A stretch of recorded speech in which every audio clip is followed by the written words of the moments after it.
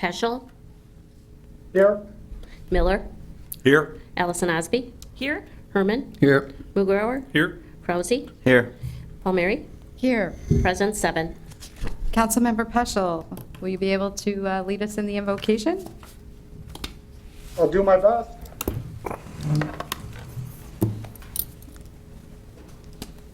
We come together this evening to discuss issues that confront our city.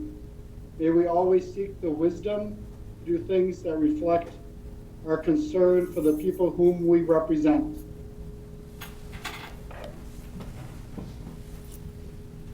I pledge allegiance to the flag of the United to the States United States of America, and to the to the republic which it stands, one one nation, nation, under God, under God, indivisible, with liberty and justice liberty for and all. justice for all.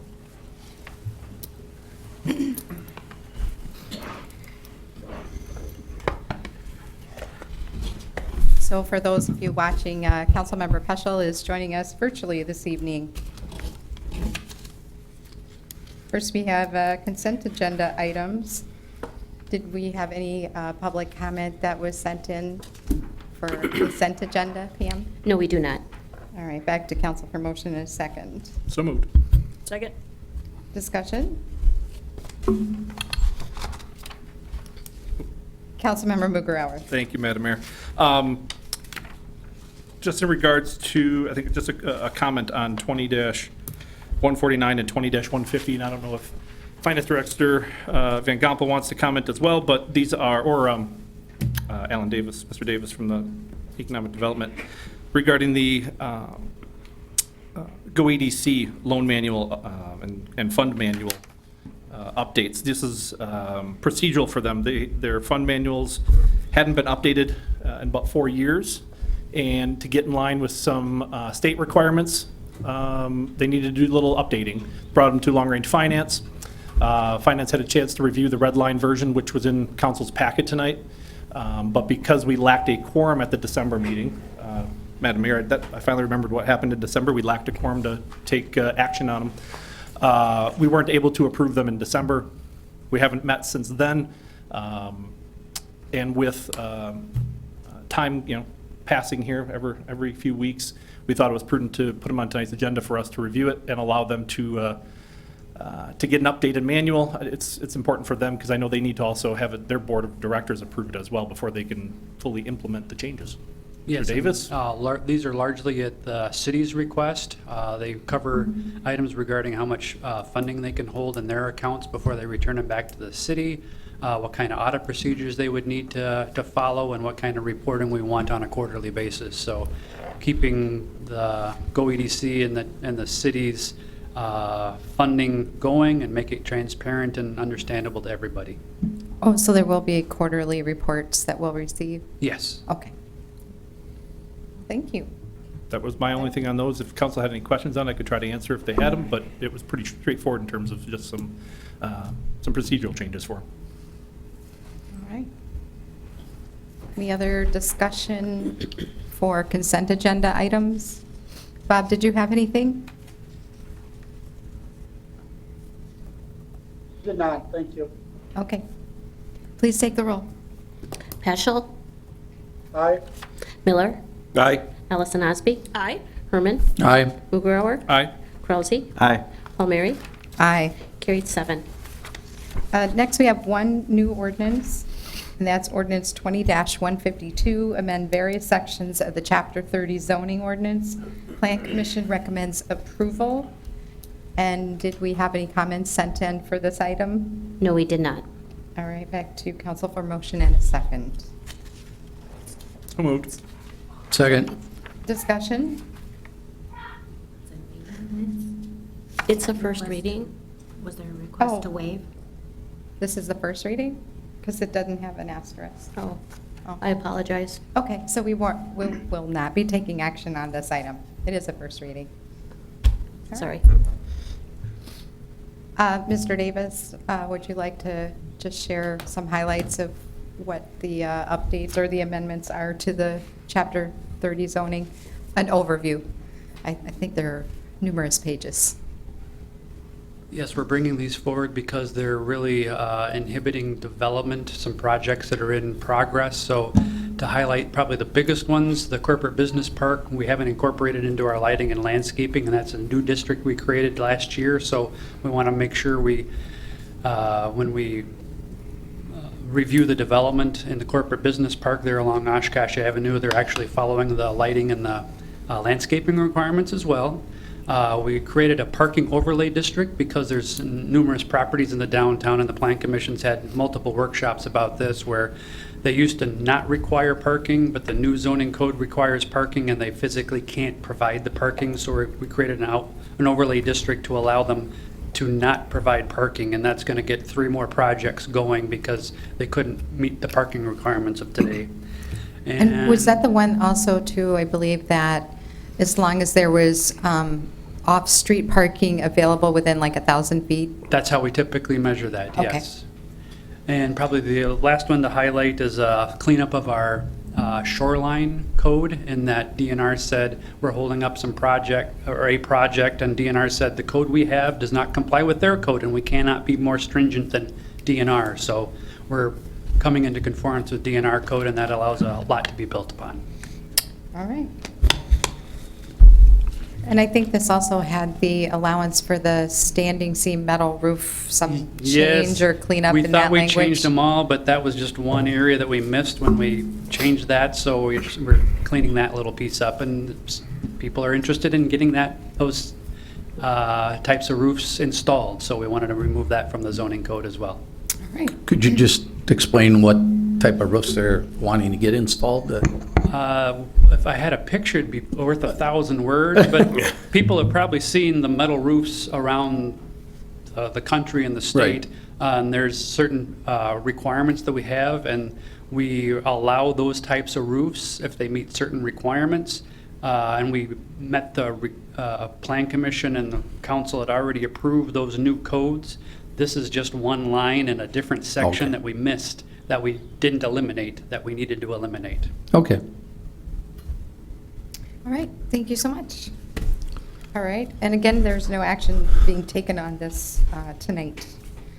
We did have a laid over resolution, Resolution 20-153, award bid to Stats Restoration for exterior rehabilitation for the Public Museum Carriage House, $67,700. Did we have any comments, Pam, that came in on this item? No, I do not have any. All right, back to council for motion in a second. So moved. Second? Discussion. Well, Mayor. Deputy Mayor.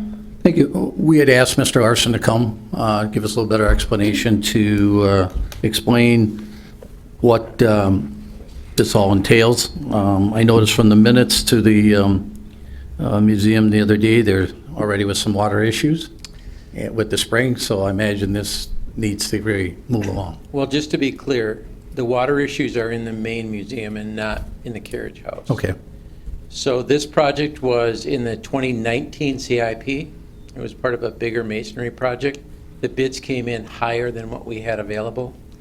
And so it was rebid this year, just focusing on the 2 areas that were most in need, which is the rebuilding of the 2 carriage house chimneys and the support piers in the front, in the east, support the wall.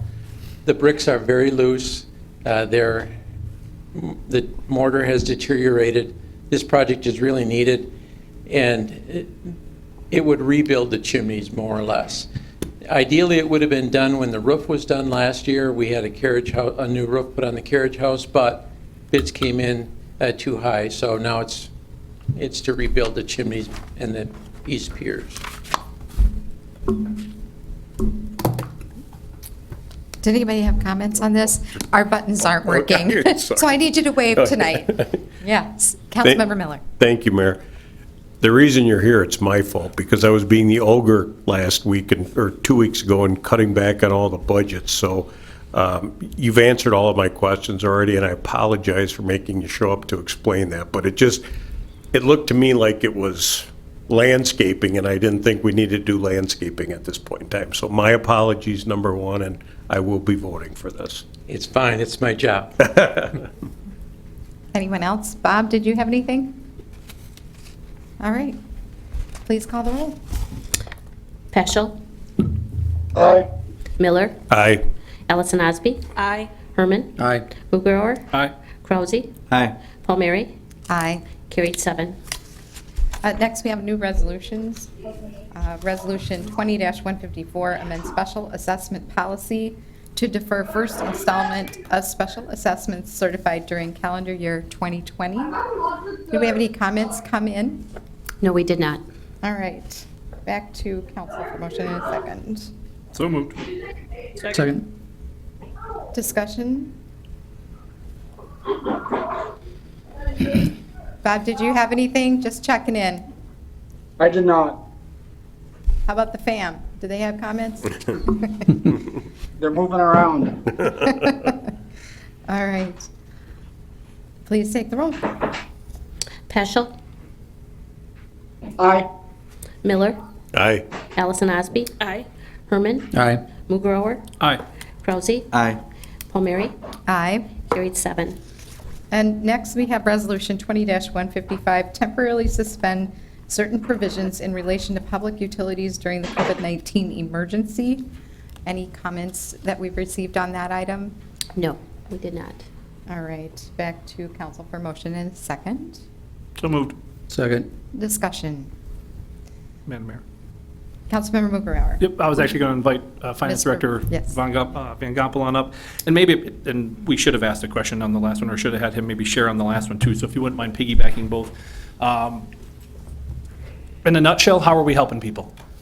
Well, in the memo, I talked about for the water side of things, the Public Service Commission is regulating what we can do on water bills. But what we're doing is during this time is not charging penalties and interest for late payments. We're encouraging folks to contact the utility manager and set up payment plans if they need payment plans to help them through this time. The ordinance, or the resolution you have in front of you this evening authorizes the waiving of penalties and interest for the sewer, the wastewater charges, and the stormwater charges. It'll make it consistent with the state statute. So those are some of the things we're doing and trying to work with people.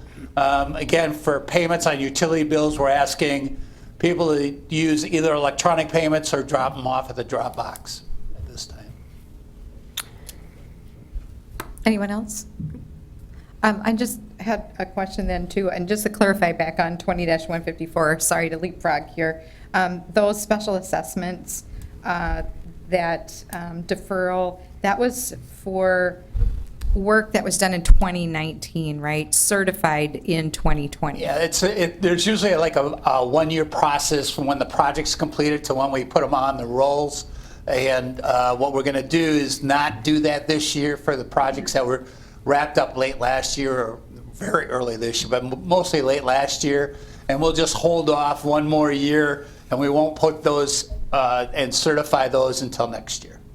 All right. And I believe our city manager might have mentioned there was some from maybe even 2018. Yeah, there was probably one project that was left over from 2018, so we'll be holding that over as well for the same reason. Deputy Mayor? Thank you, Mayor. Mr. Van Gompel, does this include the sidewalk program too, or is this strictly the streets side of the assessments of the programs? Any assessments, so it would include the sidewalk as well. Okay, thank you. Okay, so let's call the roll on 20-155. Peschel. Aye. Miller. Aye. Allison Osby. Aye. Herman. Aye. Mugrower. Aye. Krause. Aye. Palmieri. Aye. Carried 7. Next, we have Resolution 20-156, approve transportation agreement with Oshkosh Area School District for student transportation. And I believe the clerk did receive a comment on this item, correct? Yes, we did receive a comment from Mr. Mike Norton, 1027 South Main Street. I will put that in the record. All right, thank you. And back to council for motion in a second.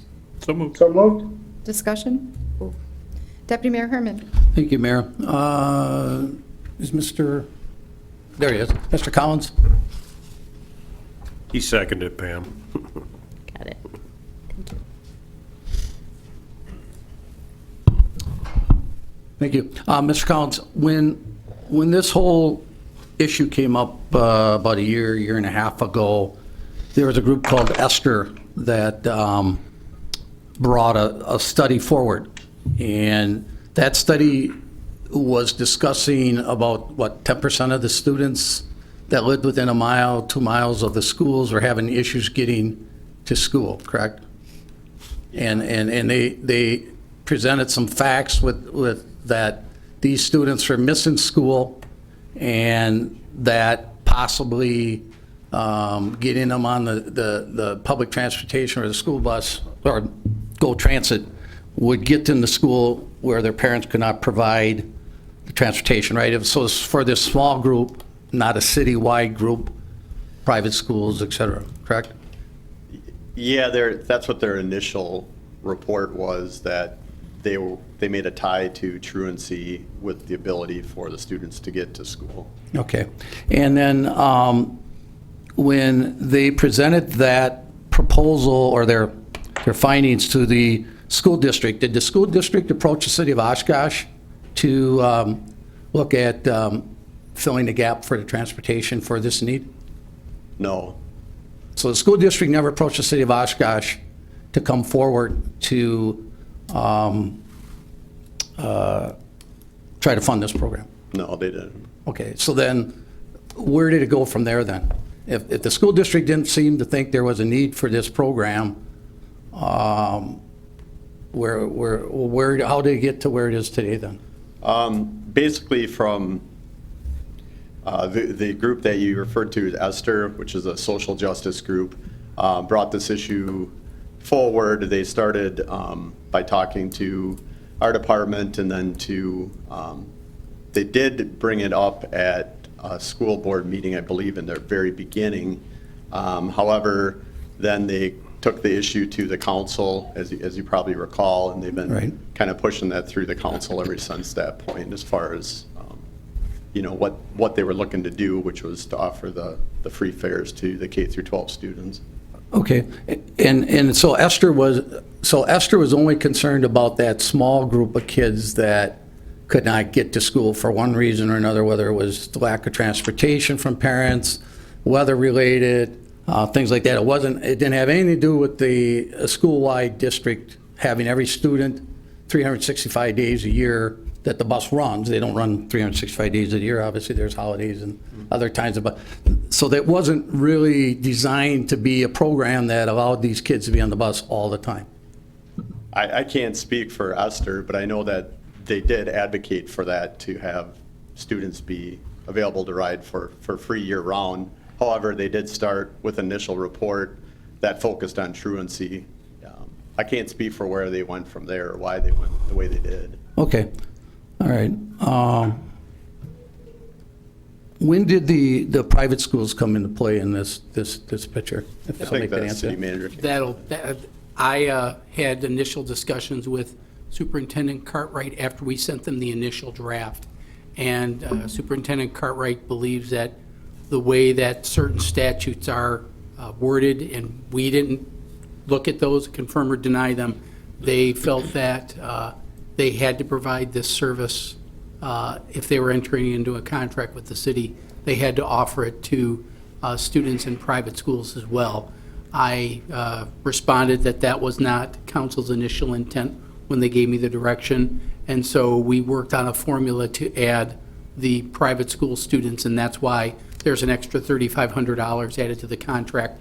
The logic that we used was that the amount of money that the school district is paying is $30,000 a year. There's roughly plus or minus 10,000 students, so we basically came to $3 a head, and there are approximately 11 to 1,200 students that attend the different private schools in the city, and so we used that $3 a head figure and came up with the $3,500. We felt it was a better way than just getting into doing enrollment checks on every institution. That just would have been administratively difficult, so we figured that was an appropriate way for a 2-year agreement.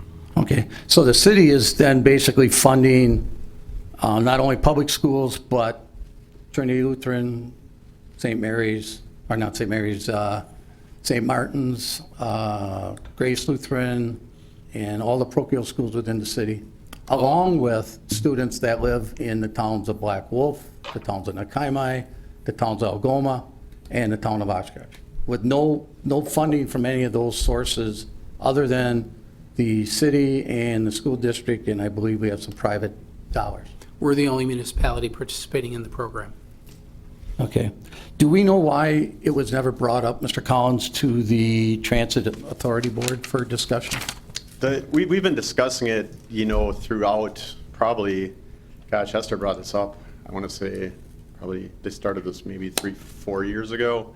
But as you know, the Transit Advisory Board being an advisory board has discussed the program or the request over the years. However, it's never been appropriate I believe at one point, and this, you're testing my memory a little bit, but we basically said, it's up to council, if council wants to do this because it's a funding issue, which, is kind of above and beyond the scope of an advisory board. It came Okay. back to the council from the council members itself to answer the question.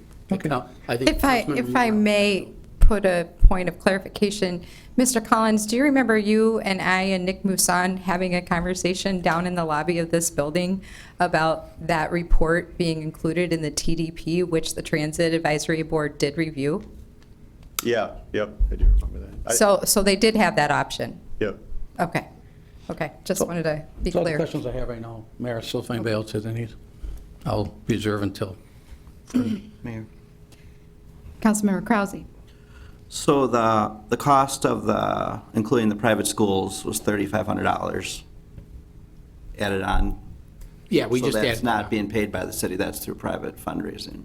That's actually coming directly from the school district. And that was Okay. just an easier way. We just tacked it on, so instead of being 90,000, it was added, it was increased to 93,500. The school district share is 33,500 annually. Okay, thank you. Councilmember Peschel, did you have comments? I did, thank you. I don't necessarily know that Mr. Collins would be the appropriate person to answer my questions. But I think Mark might have a historical standpoint from this. So, Mr. Roloff, do you remember the Oshkosh Area School District Representative, Dr. Vicki Cartwright, working with you and other government bodies to create a funding pitch to create a study that would be funded through the Oshkosh Area Community Foundation? Yeah, I recall that. It was more Dr. Cartwright's initiative, but I was aware of it.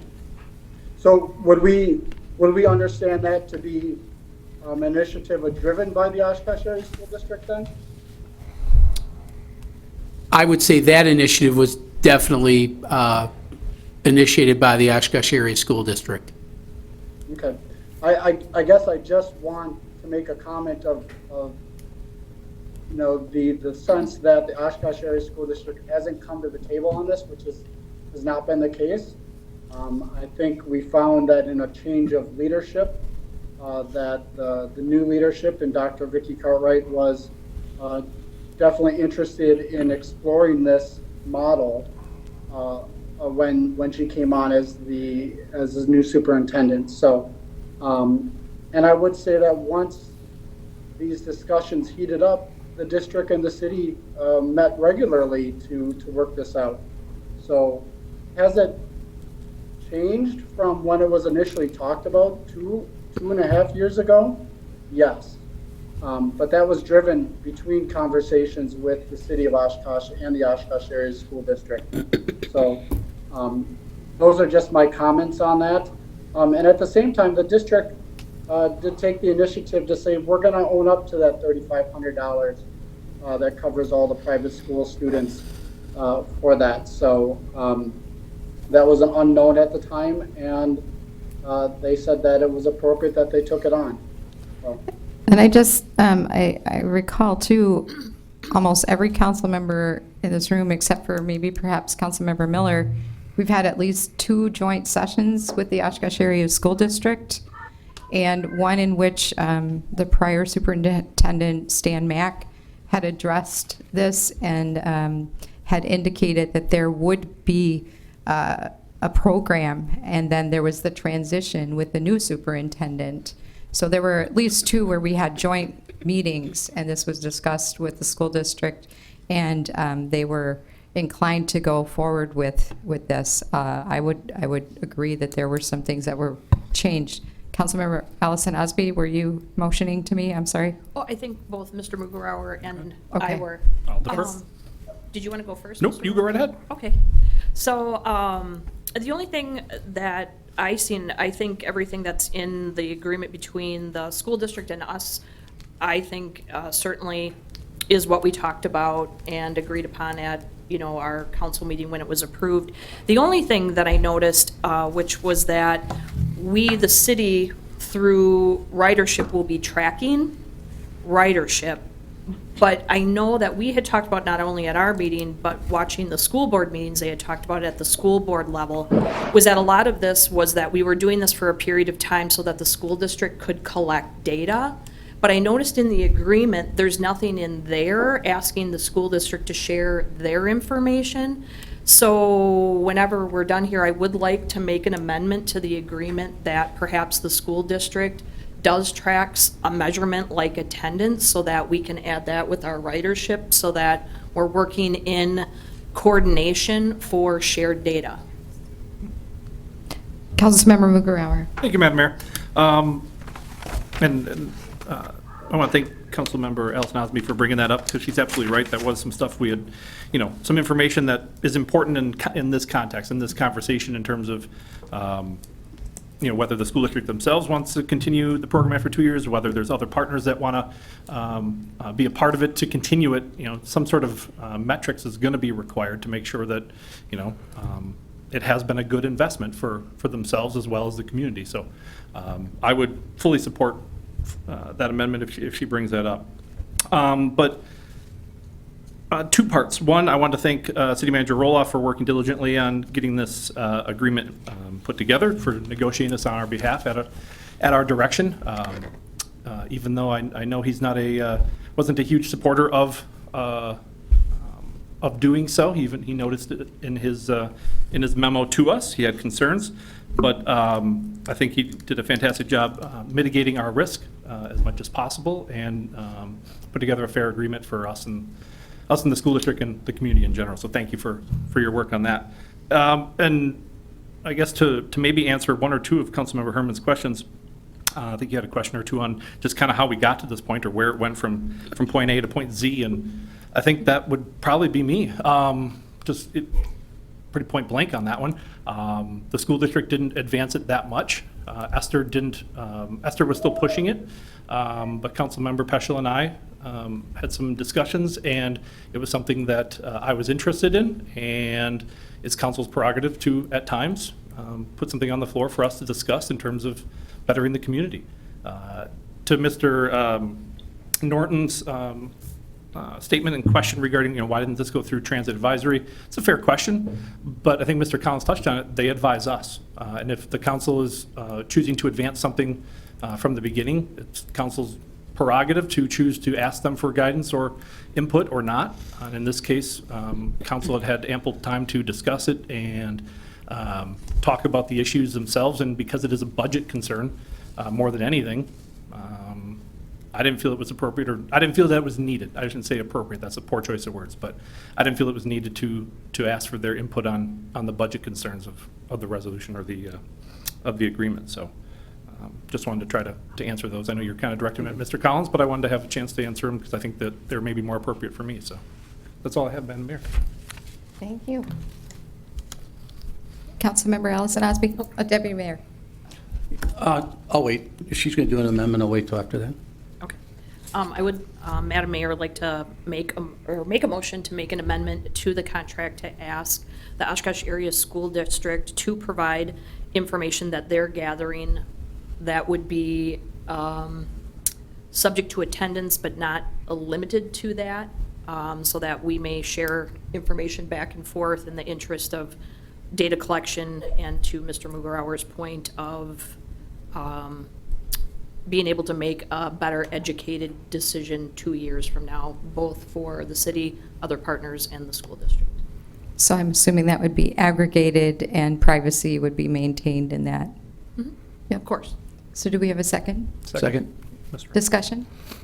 Deputy Mayor? None on this.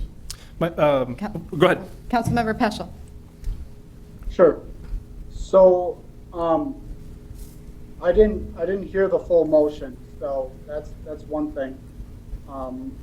But I think I know the gist of it, is that we're looking to collect information from the school district related to attendance, in regards to, is it regard to people attending school or being truant from school? I'm not sure it matters that we would put something like this in there, because this is already data that the school district is required to collect and to provide when requested and being used for statistical purposes. So put that a different way, the school district already collects this data. It's part of what they do. So I don't necessarily know that it needs to be provided to be part of a legal agreement. Oh, Councilmember Peschel, what I meant was to be able to determine if this contract helps, I guess, improve or increase, because that was one of the things that was talked about at the school board's level, as well as, at ours was, what did we need to do to help foster improvement in education for truancy or attendance. So it wasn't what you're already collecting, but to be able to share to see if, this collaboration is indeed really truly making a difference.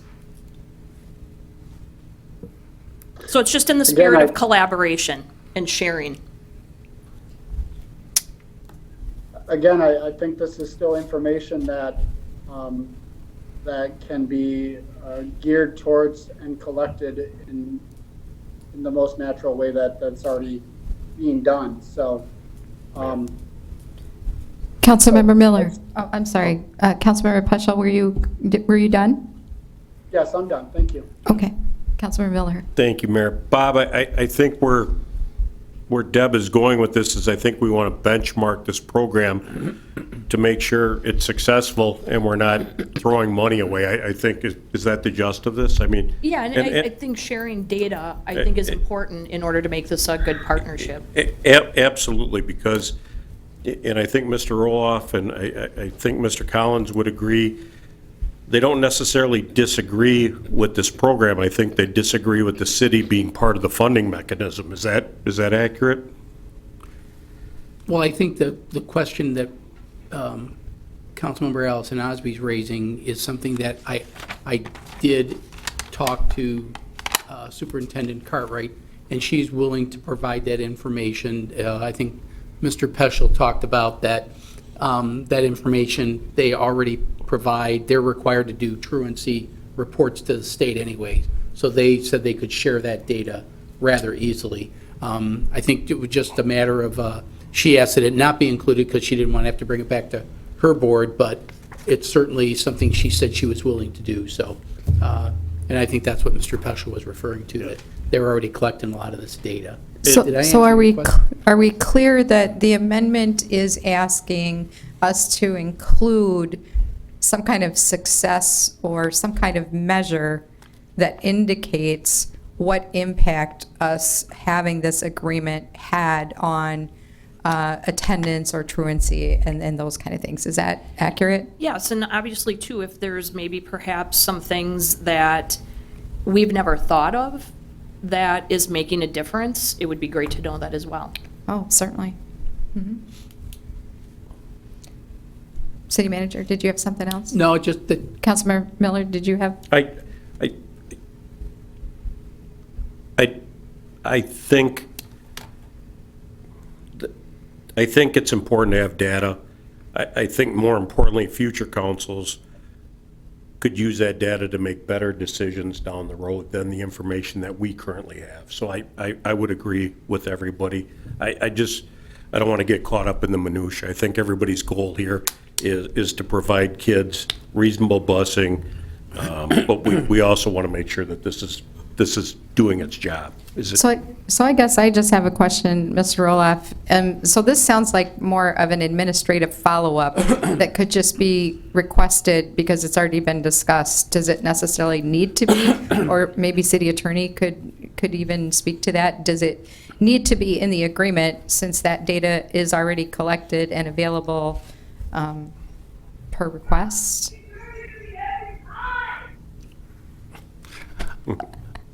I guess the answer is, I was looking up, because Dr. Cartwright and I went back and forth, and we can track that as we currently do it now, and I said if it was added to the agreement, she just said, I wouldn't suggest adding to the contract. The board's already tasked me with this action item, so I think she would feel that it's consistent with her board's direction and she could do it. The question is, do you want to insist on it in an agreement or trust that they'll provide this information? We could do a public records request, I think, with any of this information, whether it's truancy or other metrics. Our goal in the agreement was to make sure that we got the ridership data so that we could determine what kind of demand it is. And we do that with our technical college contract. When we had the contract with the university, we tracked that. So that was the driving point of the financial end of things. Isn't that a fair way to say it, Jim? Yeah. Yeah. We'll As far as definitely the other track things, these are more school-based metrics. Are they achieving, is the program effective in achieving some of those other goals? Well, and as I understood it, not only from Esther and the task group that Councilmember Peschel and I attended many meetings before Councilmember Mugrauer brought forth the other proposal, that it was also to address the high percentage of poverty, and I had a different take on the presentation initially. I didn't think that it was a narrow focus only addressing truancy and attendance, because as I recall looking at that presentation numerous times, it was intended to provide for all students to also address some of the financial and economic impacts. And certainly over this next year and potentially into two, you know, many families are experiencing right now and going to continue to experience some financial impacts that this could have some other benefit to. And I don't know if the school district can really measure that piece of it, right? Yeah. And since it's a finite 2-year term, you know, what difference is that data going to make? Because we're not making the commitment beyond the 2 years. You know. That's certainly fair. I just think that if we, in the contract, are contractually obligated, I think that it would be only appropriate for the school district to be held accountable to a metric as well. And I think it's a small ask, given that, you know, not only, you know, did we agree unanimously to, you know, assist with this, but then also when it came to the private funding, you know, there were members of this council that also did. So, you know, to me, it's not a huge issue, but I think in good faith, it does show that contractually we're obligated to share, and I just think it's a very minute, small ask, and it's not an ask in the 11th hour. You know, this is the beginning or mid-April, and the agreement doesn't even go into effect until July 1st. July. So I mean, there's plenty of time for it to get back to the school board for them to approve, and I would assume that they would not have an issue with it, given, you know, the cooperation and collaboration of the city of Oshkosh. All right, so we have the amendment and we have the second. Are we done with the discussion? City manager, did you want to add something? Just what I would suggest, if council wishes to do this, I don't know if the language was contract specific, if you would give us the latitude to work out that language, that would be, I think we understand the intent of the motion, and should it pass, that way then we aren't getting into, we're not wordsmithing it out here tonight. You gave me a lot of leeway in getting the agreement to where it is. If you can give staff that similar leeway, we'll meet the intent if the motion passes. Oh, Councilmember Peschel. Unmute. I did, thank you. So I think one thing that we're going to be doing tonight when we pass this program, we're essentially going to create data. We're going to create a system that's going to be based off of our drivers tracking the varied age groups of children that are riding the bus in Oshkosh.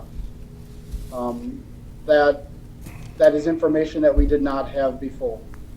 So in essence, by creating this, we're creating a data set. And I think I absolutely agree that data, compared to data that Mr. Roloff and Dr. Cartwright can work out together, can give us a picture of the success or the non-success of this program in regards to what our attempt is. But I think it's important that it's our job to say that the program should exist and move forward, and it's Mr. Roloff's job and Dr. Vicky Cartwright's job to crunch the data together. So and then to bring that back to us. So thank you.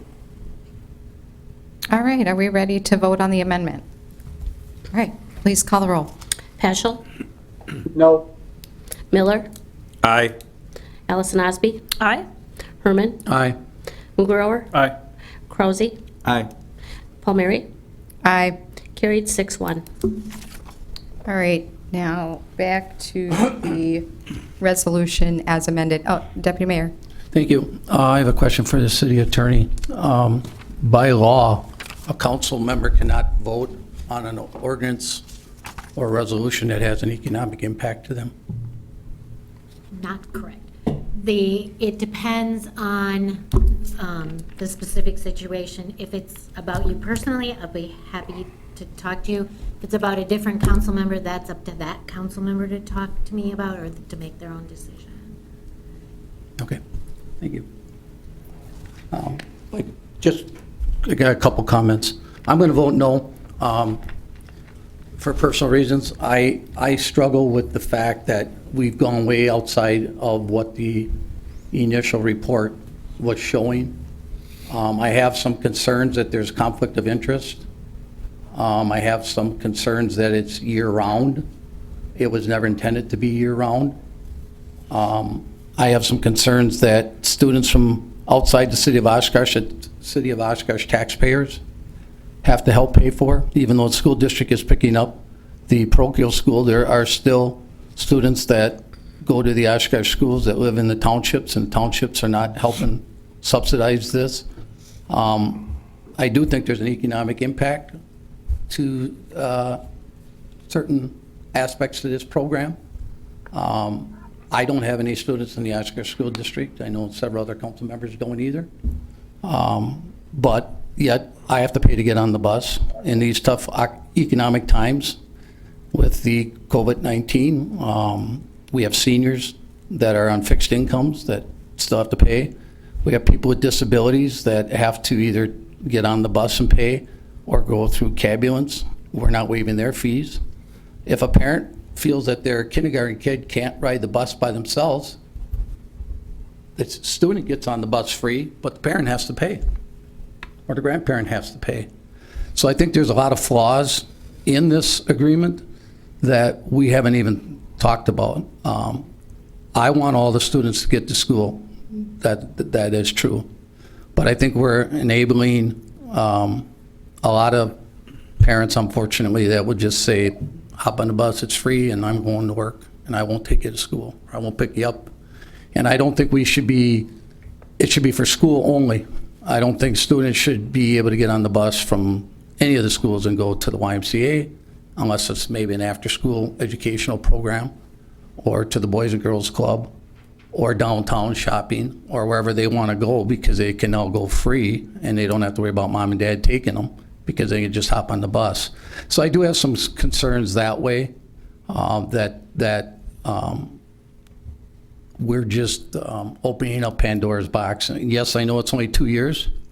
Also, I know we've been talking about it for 2.5 years, but we have 2 new council members coming on board that are going to be saddled with this in the budget for the next 2 years, and they didn't get a chance to weigh in on it. So I think we're making decisions with council members that have just recently been elected, and they don't get to have any input on it. So for those reasons, I'm going to be voting no. Thank you.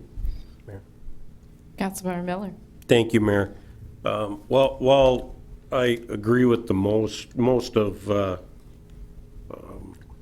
your sentiments, I'll be voting yes on this because it is 2 years.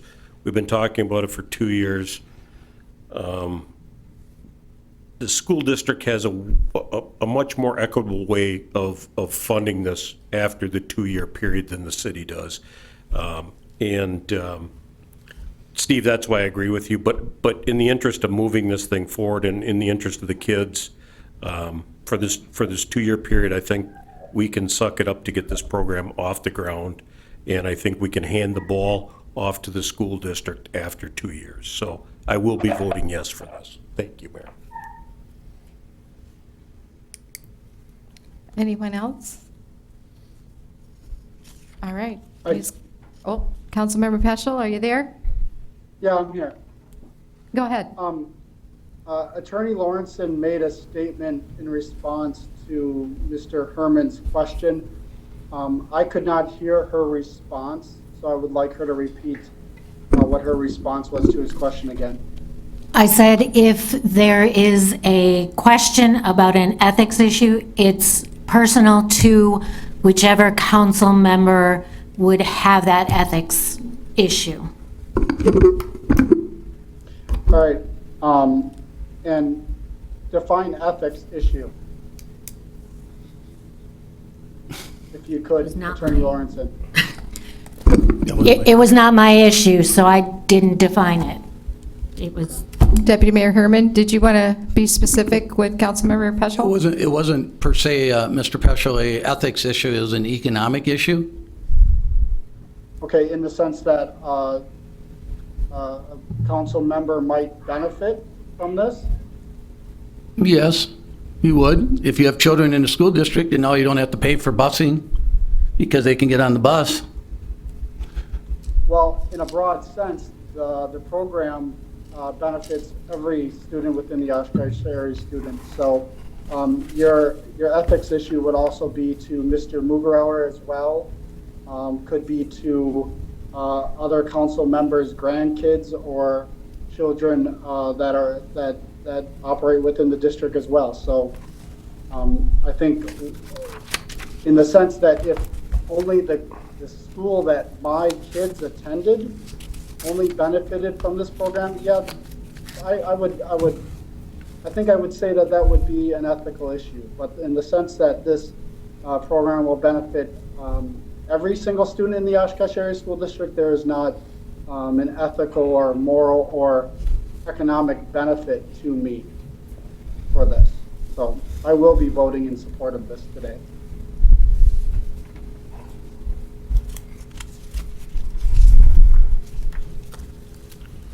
All right. Please call the roll. Can I have some clarification, Mayor? Councilmember We're voting Miller? on the amendment, is that? We're voting on the resolution as amended. Okay, thank you. Okay, the original, but as amended. Thank you, All Mayor. right. Okay. All right, now please call the roll. Peschel. Aye. Miller. Aye. Allison Osby. Aye. Herman. No. Mugrower. Aye. Krause. Aye. Paul Mary. Aye. Carried 6-1. All right, next resolution is 20-157, approve economic development revolving loan fund COVID-19 emergency response program, $250,000. Do we have any comments that came in on this, Pam? No, I do not have any. All right, back to council for motion in a second. So moved. Second. Discussion? Mr. Davis, did you want to, Councilmember Mugrow, Nope, did you have a you- question? All right. You're going there. All right. Perhaps I could highlight a couple of Yes, items. please. Number one, the city's revolving loan fund. We've already budgeted $250,000 this year, so that's available in the program. Greater Oshkosh Economic Development Corporation has set up the parameters for the loan program to make it the smaller loan program than we have in the past, up to $10,000, and it's only to cover some fixed expenses during this health pandemic, typically for rent, utilities, and payroll. And they've been soliciting applications already. They've already put $50,000 into the pot. We'll add another $250,000 to the pot if council acts on this, and that will go a long way in helping a citywide program when it comes to combating some of the economic fallout from this pandemic. Would you call this the local version of the Paycheck Protection Program? I don't know enough about the Paycheck Protection Program, but it's definitely there to protect payrolls in Oshkosh. Absolutely. So it's a loan. Yes. It is to be paid back, Yes. not specifically forgivable like the other Correct. types of, okay, Yep. all right. Councilmember Miller. Thank you, Mayor. Alan, I thought we were trying to get this up to $1 million. Can you walk me through the Absolutely. the steps? Thank you. The first 250 would come from the revolving loan fund. Your next action would be in TIF 16. That would be another $250,000. And we're in the process of amending TIFs 14 and 19 to add another $250,000 out of both of those funds. So taking all four of those together by April 28th, and if the Joint Review Board approves the TIF amendments, we'd have $1 million, say, by the end of the month. Okay. And are we keeping any dry powder for round two? Yes, the revolving loan fund has about $1 million left. Okay. So if anybody wants to apply for the traditional RLF program up to $1 million, we still have that available. And TIF 16, 14, and 19, we're still keeping some of that powder dry, if you want to call it that, because there's still some projects and some costs that we have to pay off in those TIFs. So we can't use all of it up. We'll only use what we can't, that's available. Okay. And we're probably not going to get paid back on some of this. I just want people at home to understand that. These people are in dire straits. We're going to take some losses on this, but I think we can't get this money out there fast enough. Yes, and the dollar amount, $10,000 is the maximum at this point, so it's not going to be a huge loss if it's a few up to this point. Greater Oshkosh EDC's loan committee has been very prudent in their loans, and they've not had any defaults to this point. I expect we'll get a few because these will be riskier projects, smaller businesses, hospitality, restaurant related that they've never funded in the past. So yes, I could see something like that happening. They need it the most. So And yes, they are closed down. I am so impressed with what you guys have done with this and taking the ball. Thank you, thank you, thank you. Well, you're welcome. Councilmember Mugrower. Thank you, Madam Mayor. Actually, one more question for Mr. Davis before I say something. And in addition to the roughly $1 million that the city has been able to potentially pool together, there's other partners. We've got the county who's as well as working on something as well. I do want to give them some props or some thanks for some of the work they're doing as well. If you want to Yes. let us know about that or remind us. Yep, thanks for mentioning that. The county also has, I believe, $750,000 available county-wide, and that's certainly available to businesses in Oshkosh.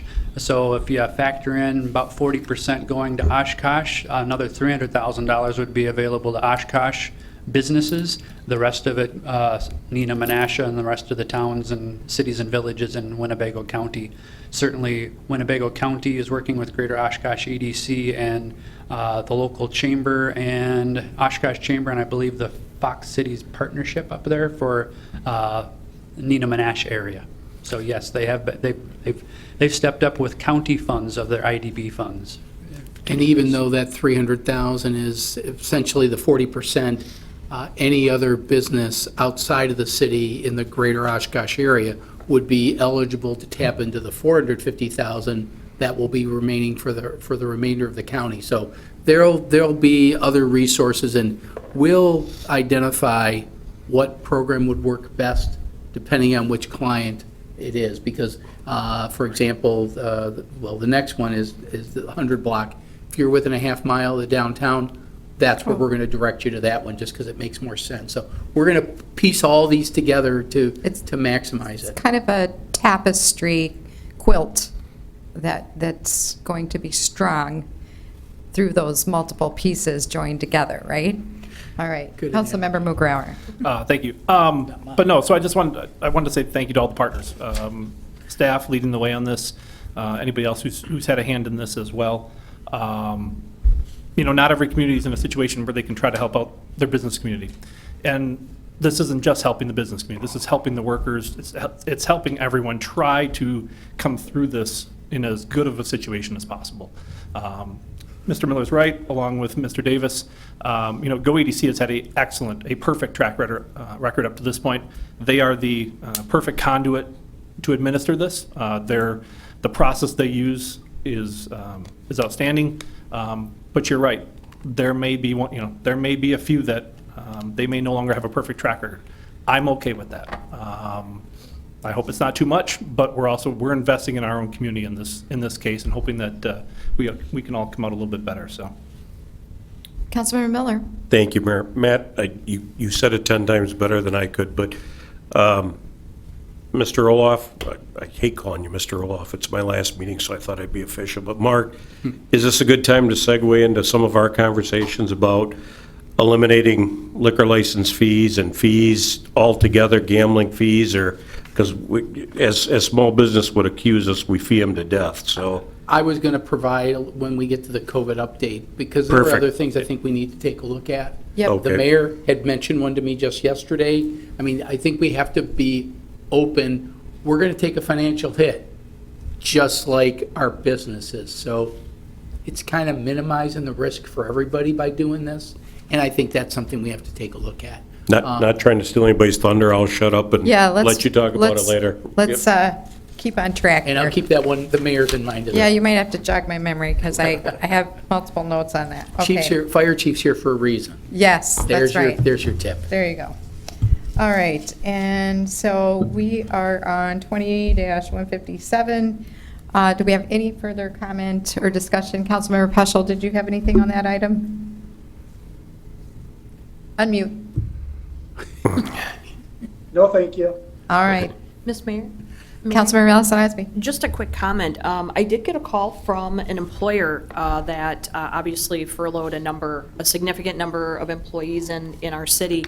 And apparently, through the Fed program, they applied. They did get funding right away, which was encouraging to hear because there's been a lot in the press that it hasn't been working. So hopefully that's working for a number of businesses. So that was actually good news to hear. And they, I think, brought their people back today or tomorrow. So just a fun fact. Oh, so those were there were furloughs that they were able to bring back on? Yeah, through the Fed Okay, program. okay. Good to know. All right, can we please take the roll? Peschel. Aye. Miller. Aye. Allison Osby. Aye. Herman. Aye. Mugrower. aye. Krause. Aye. Palmieri. Aye. Carried 7. Next is Resolution -158, approve budget amendment for TID 16, that's Tax Incremental District 16, 100 block redevelopment, 2020 operating budget, $250,000. Did we have any comments sent in on this, Pam? No, we did not. All right, back to council for motion in a second. So moved. Discussion. All right, did you want to flesh out any more details on this, Councilmember Miller? I'll second that. Pam's Thank looking you. around. Thanks, Mayor. Did I skip a second? I'll take a third. All right. Any, Councilmember Mugrower. Thank you. My only comment on this one is actually a thanks to Mr. Davis for your creativity and your competent leadership in this department. It sounds as though when this topic got brought up, the wheels started turning for you and figured out some ways to try to help with some of these TIDs and TIFs, and just shows some of the good leadership we have in some of our different departments here in City Hall. And so thank you for getting creative and trying to figure out ways to to make the most out of every dollar possible that we can try to put back into our community. So thank you. Well, you're welcome, and I'd also want to highlight the entire staff that's been working on this, from city manager's office to the attorney's office, finance, community development. It's a team effort, and I think you've seen very good performance by all the departments on all of these pandemic-related issues. So I'll stop there. Thanks. All right. No further comment. Please call the roll. Peschel. Aye. Miller. Aye. Allison Osby. Aye. Herman. Aye. Mugrower. Aye. Rousey. Aye. Palmieri. Aye. Carried 7. All right, next we have new resolution 20-159, award bid for Public Works contract number 20-4 to PTS Contractors, Inc. for Snell Road, Jackson Street to Moser Street, reconstruction, and North Main Street storm sewer construction, $4,383,000. Any comments that were received on this item? Have none. All right, back to council for motion in a second. So moved. Second. Discussion. James, you're going to have a little easier week from me, so you're going to have a much easier meeting. All right, please call the roll. Peschel. Bob, are Aye. you with us? Sorry. Was that a yes? Yes. Miller. Aye. Allison Osby. Aye. Herman. Aye. Mugrower. Aye. Rousey. Aye. Palmieri. Aye. Carried 7. Next is Resolution 20-160, approve purchases of traffic signal equipment, RRFB signals, poles, and fixtures to TAPCO for the Snell Road Reconstruction Project 20-04, $62,470.46. And no comments on this one either. No one is registered. All right, back to council. So moved. Second. Discussion. Bob, you have anything on this one? No, thank you. All right, please call the roll. Peschel. Aye. Miller. Aye. Allison Osby. Aye.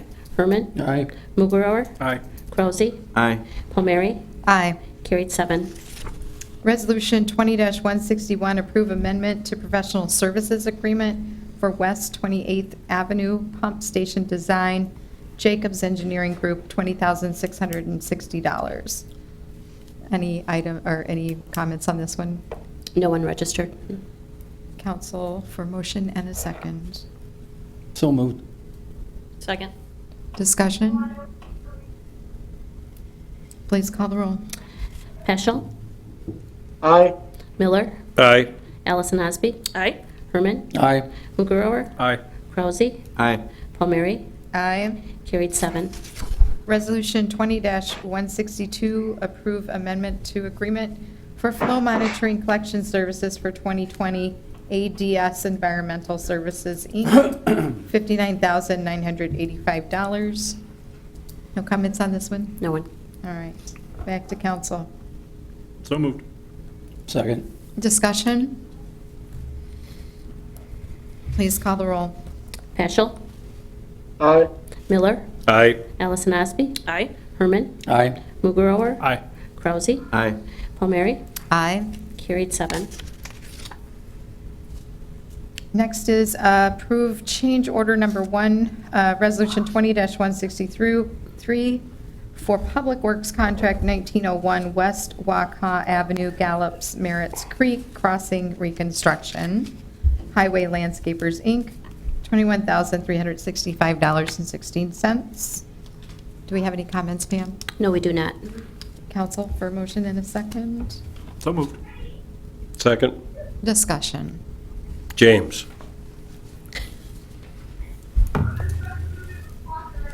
Didn't think you were getting off that easy, did you? Oh, of course not. Change orders, they scare me. Can you walk us through this for 10 seconds? This is the final change order, just matching up all of the quantities as constructed to make the agreement match with everything that was done as a part of the project. So it's not adding additional funds or anything like that? We didn't No, it's just making sure that, any of the things that were encountered out in the field that we had to address right away, it's making the contract match everything that we asked the contractor to do. Thank you very much. Mayor. Any other? Deputy Mayor? Thank you, Mayor. Mr. Roloff, just one question. It's kind of a wrap-up of all these projects where we approved back on 20-154, the assessments. We'll be bonding for all these projects then, much more than we would traditionally because we're going to not have that assessment money coming in, correct? We, I think, Mr. Van Gompel, we can talk about it a little later because of the delay in that. We typically borrow for those special assessments and then they pay us back. So we'll have a cash flow issue within the fund. You and Councilor Allison Osby will recall that our special Right. assessment fund, before the council adopted the policy that said you will get these certified within 24 months, we had a pretty negative fund balance in that Right. fund. That's been restored a little bit. I think as we get to the, when we do the audit this year, you'll see that the numbers improved. So we can take that hit because we've improved it. We're still in the negative, but that's natural with that type of fund. But we have to keep an eye on it. So we'll take a hit this year, but I think it's one of those risks that, Sure. given everything, we're not forgiving them, we're just deferring them. All right, okay, thank you. All right, anything further? Bob, you're good? All Yes. right, please call the roll. Peschel. Aye. Miller. Aye. Allison Osby. Aye. Herman. Aye. Mugrower. Aye. Krause. Aye. Palmieri. Aye. Carried 7. Next is Resolution 20-164, award bid to Brooks Tractor, Inc. for a rubber tracked excavator for the street division, $177,386.25. Any comments on this, Pam? No one. All right, council for a motion and a second. So moved. Second. Discussion. James. What does a rubber tracked excavator do for the street division? It's a small tracked excavator. Instead of having steel tracks, it's got a rubber track system on it. In this case, it is replacing a piece of equipment that is 10 years old. And while not having a significant maintenance history, is currently due for several significant repairs if we were to not purchase this new one. In speaking with our mechanics manager, we're probably looking at having to spend $50,000 to $100,000 repairing the existing one if we do not trade it in and get this new one. And it's only 10 years old? Yes. Significant wear on the tracks, significant wear on the wheels that the track rides upon, as well as several other components that have experienced some wear and are due for some major rebuilding. So it is, rather than spending almost what the machine is worth in rebuilding it, it's easier, I think, to purchase a new machine. They don't lease these things, right? No. I guess not. James, please don't take this as a gotcha moment. Do you know the hours on this thing? I'm guessing you don't. This particular machine has approximately 7,000 hours on it right now. I think it was 6938 or something like that coming into the year, so about 7,000 hours. So we $10,000 question. Can we limp this thing along for another year? Not without spending $50,000 to $100,000 trying to fix it.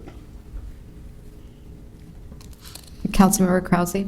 In the background information, it says the John Deere has 3,698 hours on it. Yeah, that's what I saw too. Just wanted Yeah, to here point it that is, out. James. I can lend you that. So can somebody interpret that number of hours, like what that means? Is that like the equivalent yeah. of man hours but horse hours, or? It's when the motor's running, the clock's running on it. Yeah, you're right, my apologies. I had the 3 and the 6 flipped around. Did we only get one bid on that too, or did we reach out to multiple people and only one company came back? The purchasing division bid it through their normal means. I do not have a copy of the bid tab with me from them, but that may have been There all was they only one received bid. on that one. Okay. Yeah, we typically it's called on via Demand Star. That's a purchasing website. Generally, we get, for something like this, we'll get a couple, but these are pretty specialized pieces of equipment. And the trade-in is substantial amount of money. I mean, do we look to market any of these products that we have before we just take the wholesale price? In some cases, we don't take the trade-in. For example, if we move forward with this, the next item on the agenda is a trailer that's used to trailer the piece of equipment. In talking with the mechanics division, they would actually look at taking that to auction versus just taking the trade-in on it. So they do a comparison of what they think they can get one way versus another versus the cost of going down those avenues. So will we be trading in the equipment, or will we look to sell it outright? I mean, I know there's a tax savings on trading it in, but at the same time. Not for us. Oh, there's not. We don't pay the sales tax, so, but in this case, we're going to use a trade-in. Councilmember Miller. Thank you, Mayor. I guess what I would ask, because I'm the lame duck guy here and out of a job, I would ask that we hold over 164 and 165 for the new council to make this decision. I know Matt's going to disagree with me, but I don't think it's fair that I spend this money, this being my last meeting. Thank you, Mayor. Deputy Mayor. Thank you, Mayor. James, these were items that were in the CIP, correct? Yes, they are. Which council approved, so you're just following our CIP that's already been approved, correct? Yes, we're just executing And the CIP. I don't think all council knows, what does this piece of equipment do? This is a small excavator that is used quite a bit on primarily storm sewer excavation and repairs that the Streets Division does for the stormwater utility, but they also do use it on street repairs. And if they've just got some shallow work, say they have to dig out a casting and replace some adjusting rings on a sanitary sewer, they would take this small piece of equipment out versus taking the large tractor backhoe out there. So this is what's commonly referred to as a mini excavator. So it is a smaller piece of equipment. It is much more maneuverable. It is easier to use on shallow excavations. Okay. It's a Okay, workhorse for us. Mr. Yes, Harvey, it is. if I could just try and do some mental math here. So if this vehicle is 10 years, and this is one of those word problems, all right? If this vehicle is 10 years old, and we've been averaging, 2 to 3 miles of street repairs a year? Street reconstruction is not done by. I'm sorry. But is not done by Streets Division, though. The street reconstruction that we do in the CIP is done by contractors like PTS on the previous item that you just awarded. Okay, so this item is not in relation to that? Correct. Okay. This item is used in the maintenance of stormwater utility pipes and manholes, sanitary manholes, and some small excavations doing street patch work, but primarily the utilities. Okay, all right. All right. Mayor. Councilmember Miller. Thank you, Mayor. I guess I'd like to make a motion that we lay over 164, 165, and 166 because it's $500,000 in spending, and I think our new council members should have a say in that. Before there's a second on that, can Lynn, since we're already in 164, these should be taken individually to not lump them, since we're already in it? Yes, and as Clerk per, is saying she would prefer it that way, yes. Okay. Just for- and per your request previously, that's why they got Absolutely. separated out, so now you want to join them Nope, back. nope, you're right, so my apologies. Plus, I think we already passed the 4.3 million one, a few resolutions back there. So back on 164, we have a motion to lay over. Need a second. I do need a second on that. Died for lack of a second. All right, please call the roll on 20-164. Peschel, Aye. Miller, No. Allison Osby, Aye. Herman, Aye. Mugrower, Aye. Krause, Aye. Palmieri, Aye. carried 6-1. Next is Resolution 20-165, award bid to Brooks Tractor, Inc.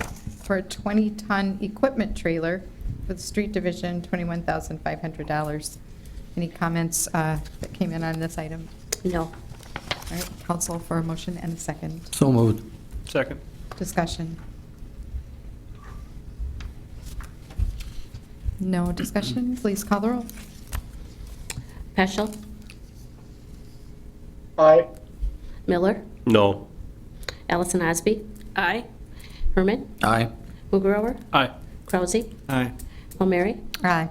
carried 6-1. And the last item on new resolutions, 20-166, award bid to Envirotech Equipment Company for a street sweeper for the stormwater utility, $259,600. Any comments? No Pam? comments.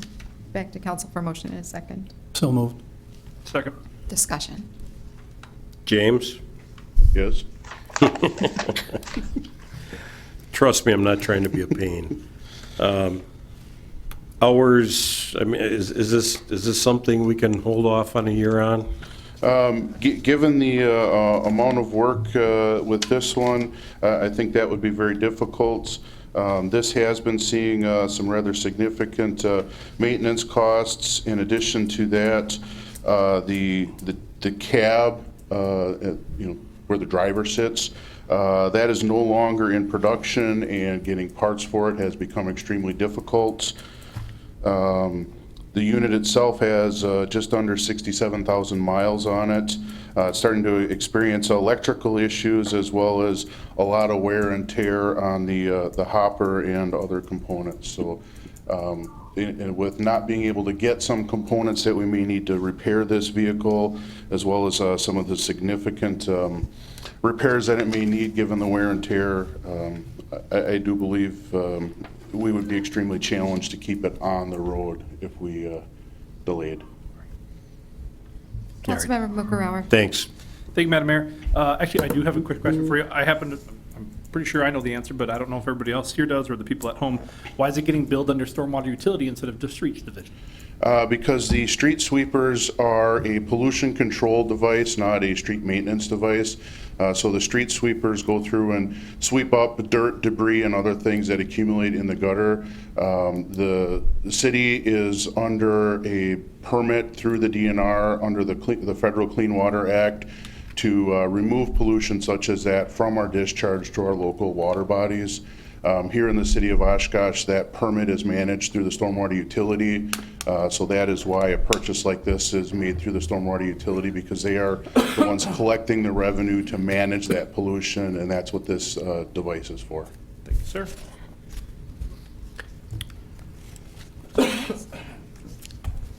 Bob, any comments on this one? I have no comments. All right, please call the roll. Peschel, Aye. Miller, No. Ellison Osby, Aye. Herman, Aye.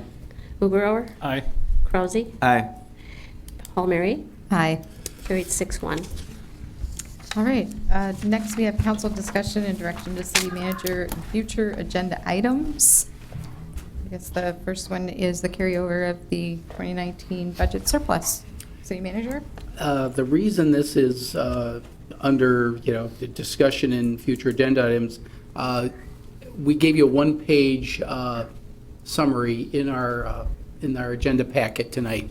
Our preliminary, yet to be audited, but pretty reliable surplus that we're projecting is a little over 1.7 million.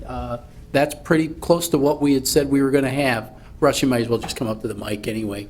And these were items that were discussed during budget discussions, primarily CIP, but not exclusively CIP, about potential uses for surplus funds. So these were the items that were either identified by council or by staff during those discussions or since that time. Some of them your memory is going to be refreshed from our workshops. We also put in the costs associated with responding to the computer virus, and you see a big blank mark for COVID-19 unreimbursed costs, to be determined. We certainly had initially planned to bring this to you in March, then things happened, and we just held off on bringing it back to you. So my question really to council is, how soon do you want us to bring this back? We could bring it back in 2 weeks. You can talk about these things, or do you want to let it unfold a little more because we've got a big blank there on that list? I certainly respect your thoughts on that because you're going to be making a lot of decisions like this over the next few months. City manager, could you give an example Because as I understand it, many of our COVID-19 expenses could potentially be reimbursable. What are some examples of what would not be reimbursable? Or Mr. Van Gompel, maybe? There's a whole list of things that are being covered through the declaration of the emergency, but as it sits right now, it's only going to cover a certain percentage, so it's like 75% is going to be reimbursed, 25% would still be a local cost. And we're trying to document all of the potential claims that we can submit under the declaration, and we'll have to wait until we get final determination on that. Do we have any sense of where we're at so far on spending in that category? I mean, I wouldn't hold you to it, but just No. a rough idea so far? We have that account, right? Yeah, we talked to the city manager. We set up a separate project number. We're tracking all of our expenditures, including time spent in the Emergency Operations Center, supplies needed, additional cleaning supplies, those type of things. But again, until we get through that final disbursement from FEMA and what we get reimbursed for, it's really hard to say. But there is a list of things that they'll consider. But is there a way to quantify opportunity costs based on that time that's spent away from other things? You can, but FEMA's not going to reimburse us for our opportunity costs. I mean, we'll turn in some of the things we've done internally as far as salary positions that are working towards that, but more of the direct labor stuff gets reimbursed, but some of the salary positions, we can submit them, but I'm not sure if we're going to get reimbursed for that, for our time. And I think that's what the mayor and I discussed this yesterday, and that opportunity cost, I think she was referring in some cases to people like you and me where we're salaried. Quite honestly, I've been spending at least half my time, the first couple weeks, 75-80% of my time was spent on this issue, and I'm probably being on the low side. But we don't know if FEMA's going to honor that. We suspect they won't, but we're tracking it because we think it's legitimate, because the mayor's term opportunity cost is, I would have been working on a lot of other things. We've got things in our strategic plan that we all know have taken a little bit of a hiatus, goals and things that you asked staff to do. Those things are taking a little break as well. So from my standpoint, I think it's arguable that we have some opportunity costs associated with a lot of staff spending a lot of time just dealing with that. But FEMA, when the numbers start rolling into FEMA, they're going to probably start slicing that a little bit more. Councilmember Mugarel. Thank you, Madam Mayor. To City Manager Roloff's question, what do we want to do this and when do we want to discuss this? I think your sentiment was right to let things play out a little bit more before we have that discussion. Whether it's honestly probably June 1st, that first meeting in June is probably the soonest I'd be interested in hearing any sort of additional expenditures, because we just don't know what we have coming for the next few weeks yet. So personally, I think that first meeting in June would be probably the earliest. Myself, I don't know what other council members think, but just answering your question directly. All right. Anyone else? Does that give you what you need? I have a feeling that the silence is moving one of those issues it out that's a kind makes of agreement. sense, especially, have the new council, get them, up to speed, and then If we don't scare 'em hopefully off. by first week of June, we'll have another. Just a better idea. Yeah. Well, and I think this is kind of what Councilmember Miller was really getting at. These are things that we held off on, and now that we're in the situation we're in, yes, we had a very good year. I mean, the surplus of 1.7 under normal circumstances, we'd be dancing over that issue. But obviously, we're going to take a hit in many different areas.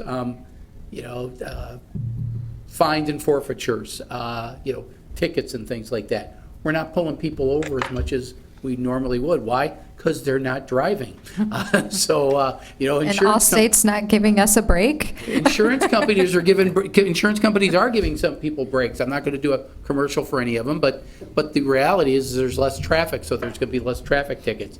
There's less parking. There are fewer parking issues. We're relaxing parking so that people can pull up to their favorite restaurant and be able to go inside and get their food and go out. So it's just those little things, but those little things will add up.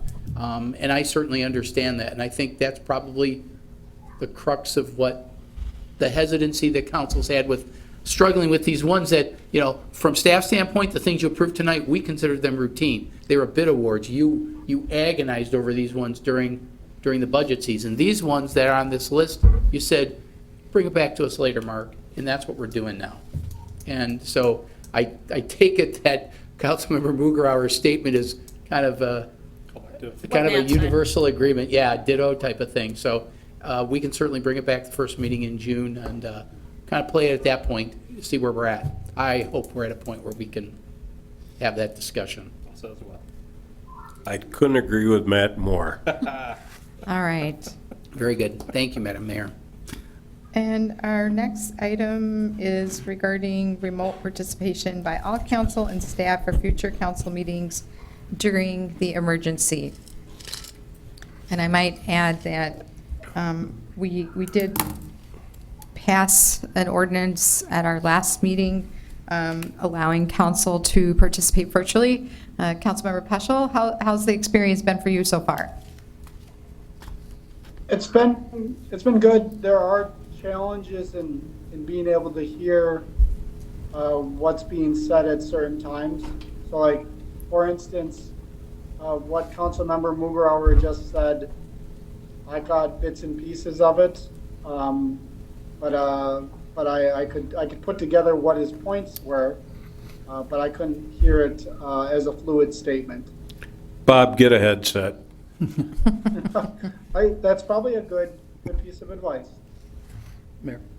Deputy Mayor Herman. Thank you, Mayor. I'm on my way out, but I really think that this could be an item that could be discussed at the reorganizational meeting. Again, you got 2 new council members. I think they need to weigh in on how comfortable they may be in a virtual setting versus, being new. I think this is the city's first real, Mark has done virtuals with computers and things, but not at people's homes and things. So I think that, I think this is actually something that should be discussed at the reorganizational meeting, not tonight, because again, 2 council members should be weighing in on that are not here. And interestingly that you bring that up, because right now we have 10 people in the room.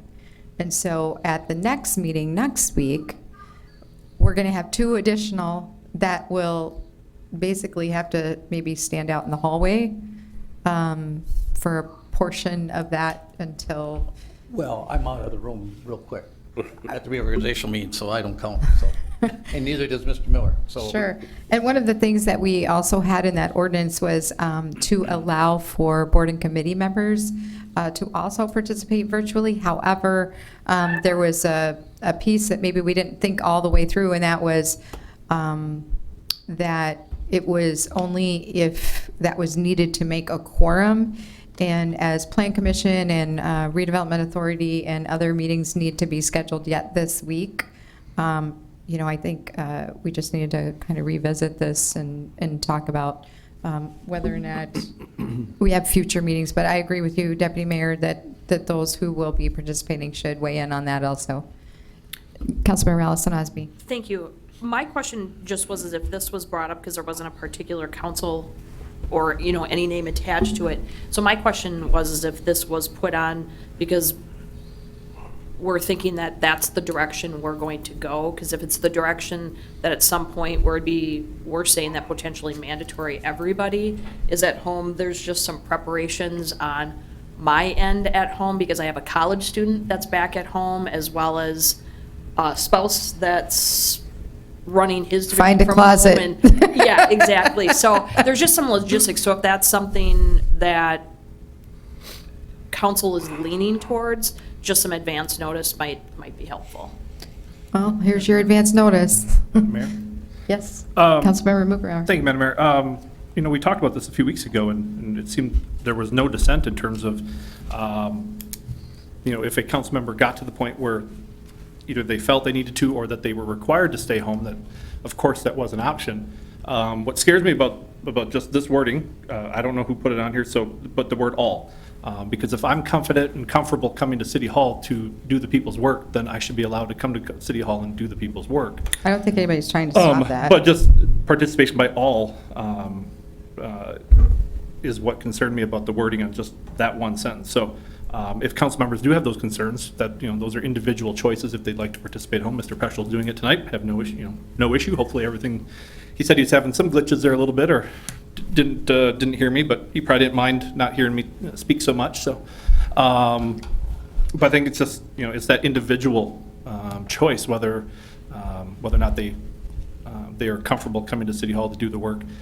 Not necessarily a mandate that they're told that they cannot and they have to do remote. So that's, Yeah, I that don't would think be there's any mandate here. okay.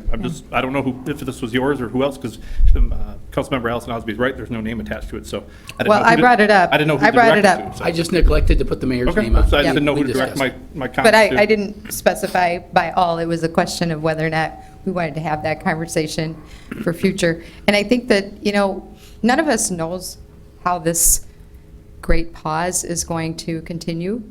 And I think that, we certainly have to be cognizant of the fact that there may be additional, I guess, not just council members, but committee members who may also want to take advantage of that option.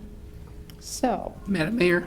City Manager. Some of this discussion we had, I had Mr. Fitzpatrick bring me a little prop. We have moved our department head meetings to go virtual for a lot of reasons. Some of it was hard to hear, and when we had few people in the room, the people in the virtual mode were unable to hear the rest of the people in the room. So we purchased, and it's funny that Councilmember Miller teased Councilmember Peschel about this, but you need headphones. What we did was we got headphones, and it looks like you're playing a little, bit of video game, but they're actually quite effective. And if that's something that, if council members, regardless of what you do, if you decide that you want to go virtual, or you're suddenly, I think the scenario that the mayor and I talked about is if you suddenly have to go virtual because You may not have a choice. suddenly you find out you need a quarantine or something like that. We could certainly make these available. They've been very effective for our virtual meetings. We can accommodate it. It's not going to be perfect, and if all 7 went virtual, you'd be sharing the screen with Mr. Peschel. Not that we don't love Bob, but there are logistical limitations to it, but they're doable. And so we'll make it happen however you want it to happen.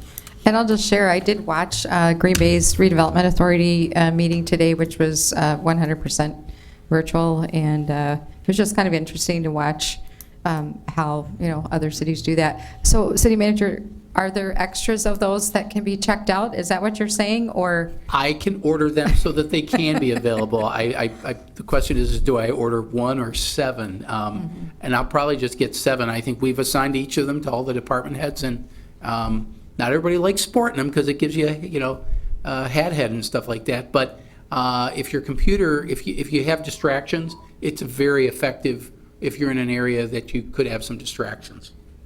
All right. Thank you. So I guess we will. Madam Mayor, I believe Mr. Peschel was. Sorry. Bob. Councilmember Peschel. I do, so I had experienced a virtual meeting last week as the school board. We all met virtually, so, and it was streamed live over YouTube. We have, we have OCAT and everything, so, but I found that experience to work very well. There wasn't, it wasn't as glitchy as I experienced today doing this. So that could be the difference between platforms as well. But that council meeting was aired, and it looked like, when you looked at the screen, it looked like we were the Brady Bunch, because there was all those different tiles. So, but that did work for the school board last week, to be able to meet virtually. So yes, that's my comment. Can I ask, Councilmember Peschel, are you using the iPad, or are you using a laptop right now? I'm using my iPad that's provided to me as a council member. Okay. Just curious if it was like a quality issue with the hardware, or maybe it's the platform, it just seems the audio is a little bit, maybe less than 100%. All right, so we can have that conversation, I guess, during the organizational meeting. And then Mr. Miller has an item that he would like to discuss regarding the mayor's authority to sign letters on behalf of the city. Yeah, this isn't going to be the gotcha type questions that everybody probably thinks they are, but it's interesting. I got a little caught off guard by some people who accused me of signing on to this letter. They assumed that you had talked to all of us before you signed on to this letter to the governor. And Actually, it was to Secretary Well, Andrea Palm. You're correct. Thank you for correcting me. And I have some concerns about that. The legal questions have been answered for me. I just would caution future council members and mayors to perhaps be a little bit more inclusive while doing something like that. I did a little search on this, and interestingly enough, there was an employee of mine, Frank Tower, who's going to give the key to the city away, and actually your husband, Tony, challenged his authority to do so. So that was years ago, but I remember that because Frank was the mayor and he was an employee of mine. So again, not a gotcha moment, but I would just challenge you and future council members to be a little bit more inclusive when you're diving into those state politics and things like that. That's all. That's all I have. I've been informed that what you did is legal, and I guess I just felt a little jilted that you didn't include me in that prior to it. I could have called you at 11:30 at night when I got the message. Would you have taken my call then, Bill? Absolutely. So, Less but than, less than 12 hours before it was. Yeah. Sure. But I think I do have some personal rights here. So. No, absolutely. But it's my understanding you signed it as the mayor, though. Is that accurate? There were 10 mayors that signed on to the letter. That's correct. So, do all of them have a council form of government, or are they mayoral? Doesn't matter. Oh, I disagree, but that's fine. I just thought that maybe the rest of the council should have been included in that conversation. Regardless of the content of the letter, I just feel if you're going to do things on behalf of the city as the mayor, the council should be included. That's all. Well, yeah, and I do appreciate that you brought that up because it does, I think, give us an opportunity to have some further discussion about, maybe some clarifying language if we all want to agree that we'll never sign any letter as council member or mayor or whatever position you hold, unless we add a tagline onto it that says, these views are not the entire council's views or something like that. But point taken. Thank you. Thank you. And again, not for me to decide, but future councils and future mayors. Thank you, Mayor. Deputy Mayor. Thank you, Mayor. And I concur with Councilmember Miller. We need to stay in our own lanes. I had quite a lengthy meeting yesterday with Assemblyman Hintz, and he reminded me of that too, of what is the role of a city, and what is the role of the county, and what is the role of the state. And I think we're starting to muddy the waters a little bit. And when I looked up the duties of the mayor, which is in section 2-11 of our municipal code, there's nothing in there that talks about the mayor having the authority to write a letter on behalf of the city of Oshkosh. That's why we do resolutions. I've worked for under Mayor Essenlier, Mayor Tower, Mayor Cummings. Whenever there was a state level issue that we as a city wanted to weigh in, it was a resolution. It wasn't a signed on generic letter by the mayor. Under our form of government, the mayor is nothing more than the president of a council, runs a meeting. That's basically it. Announces the quorum, presents the business of the meeting, receives motions, supervises voting, enforces rules and order. For years and years and years, the city has been under city form of city manager government since November 6, 1956. I was only 10 months old. anyways, besides the point. And I do think that over the years, it's gotten a little muddy of what is the role of the mayor, and it really is a figurehead position. It used to be rotated. It was president of the council, and there was a movement to get rid of city manager form of government about 15 maybe years ago, and that, or maybe longer. And so then the role of the mayor came up, and a little bit more money, because the mayor does represent the city at welcoming conventions, keys to the city if they choose. They go to a lot more functions than council. They probably get a lot more emails than we do. They do get to sign documents and things that other council members don't do. But I think when you're speaking on behalf of 66,000 people and you have 6 other elected officials, those officials need to be notified. And I know there's an issue with walking quorums and all those things that the city attorney's probably not happy with, that I'm making the comments this way. But I do think that going forward, I think it should be part of the rules of the council so that everybody knows whether the mayor has the authority, and if if those that are in council at that time wish to give she or he that authority to sign on resolutions or other things without council's authority, by all means.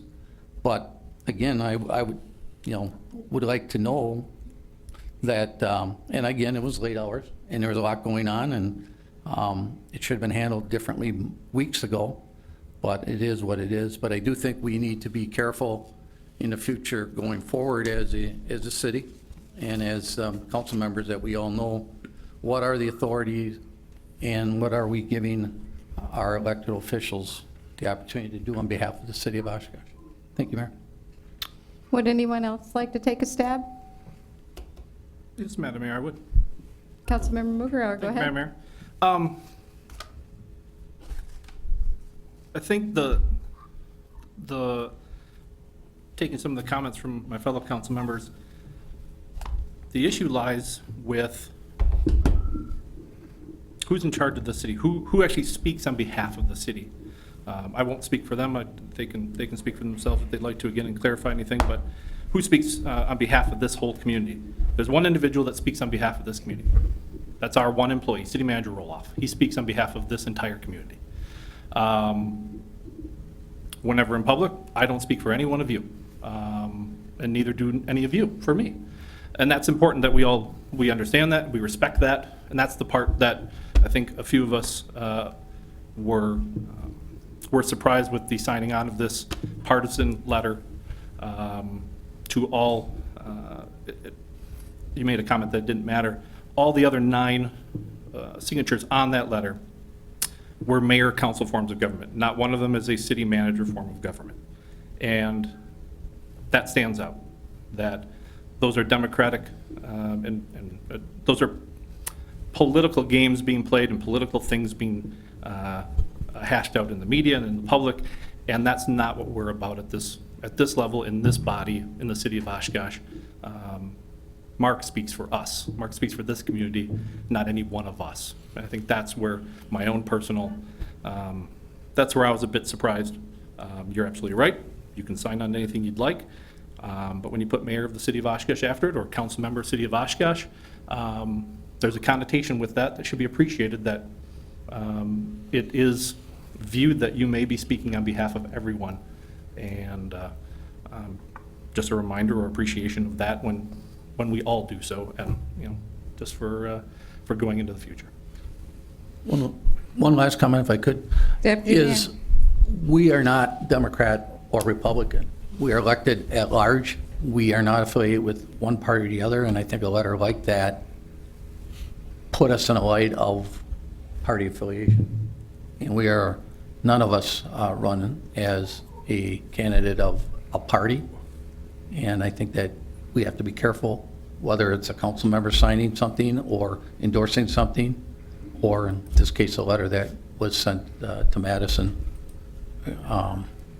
one way or the other. So I think party politics has no place for it on local government whatsoever.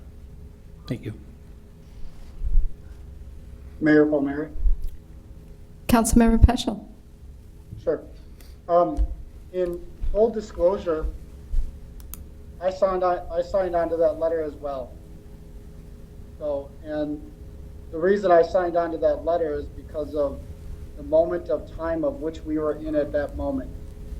And I felt that it was important to be able to be on the same page with several elected leaders from across the state advocating for a certain thing to be done.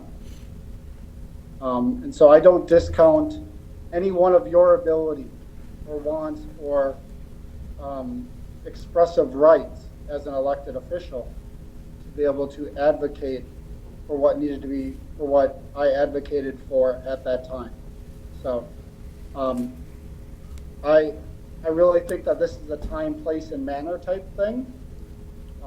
In any given situation, I maybe rarely would have thought twice about signing on to it. But I felt that there was a great health risk at that time, and my voice being on there was representative of 66,000 people who were calling me, emailing me, telling me to advocate for not having an election on Tuesday.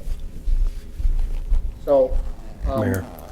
I think we are creating a slippery slope here when we say that a council, that every council needs to be on the same page with everything. Because even if, say we brought this up for a council vote, there's a chance that, you know, we have a 6-2 and the full council gets represented as in a majority sense, but not in an individual sense. So I partially believe because we are elected at large, we are afforded the ability to express these rights as a representative of the city as well. Now, at any time, we can employ Mark to do that. We have to do that through a council vote. But I believe that there's times where we can individually express our opinions, separate from each other. And I believe this was one of those moments. Whether we all agreed with what should have taken place or not, this was one of those moments where, you know, elected leaders were being called on to express their opinion. So I have no concerns with me doing it, and I definitely had no concerns with the mayor doing it. And I guess I would just add, you know, at the end of the invocation that we read at every meeting, you know, it specifically says that, you know, we're doing things that reflect our concern for the people whom we represent. And I have no regrets. So there's no further discussion on that. Can we move on? Oh, Councilmember Miller would Mayor, like to add some more. Thank you, Mayor. Bob, I wasn't going to get into the content of the letter, but again, I agree with Deputy Mayor Herman. This thing got very political. I truly believe you have concerns about the election and everything, but the timing of the letter, I guess, weren't your concerns valid 3 weeks before this midnight signing of the letter? That's my frustration. This was, and I wanted to avoid this conversation, but you sucked me into it. Wait, you wanted to avoid it, but you put it on the agenda? No. You the didn't call content- me. No, I wanted not the content of the letter. I just thought it was inappropriate for anybody to sign on behalf of the city prior to speaking to all of us. So, but my concern is signing that letter at midnight, not discussing it with anybody. Obviously, you and Bob had a conversation about it. That's not true. You don't know the facts. I didn't even know that Bob was on there. So we'll just leave it at that. So you weren't worried about the citizens' health 3 I weeks was prior worried to? about the citizens' health all the way up to this. And I think that this conversation can move on. Well, I don't think so. My time isn't up. So, but my concern is that Councilmember Miller. we're politicizing this council, and that is wrong. That is so wrong. This cannot continue. This is, you're dragging this council into city or into state and national issues that they just don't belong here. And I know we disagree, and We and do that's fine. disagree, and you're entitled to your opinion Thank you, Mayor. and your interpretation. Thank you, Mayor. All right. Anyone else?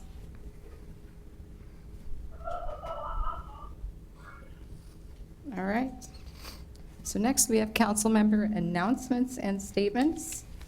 First of all, I would like to thank Bill for his year of service and gracing us with his presence, Thank you, Mayor. as it is his last meeting, and also Deputy Mayor Herman for his many years of service. Thank you. I wanted to thank the poll workers. I wanted to thank the city staff that were reassigned from various departments, and those citizens that did take that risk and go out and vote. Many, many thanks. Thanks isn't enough, really, because many people put their health at risk for this election to happen. And I just wanted to express that. And I believe Councilmember Mugrauer would like to share a statement about the CVB. Absolutely do. And actually, if you don't mind, I'm going to just piggyback off your last statement. A big thanks to City Clerk Ubrig and her full election staff, and Angie and everyone in the full staff for everything they did for this election. It was an extraordinary election to go through, unprecedented times, and just the amount of changes left and right that were coming, sometimes by the hour, sometimes by the day.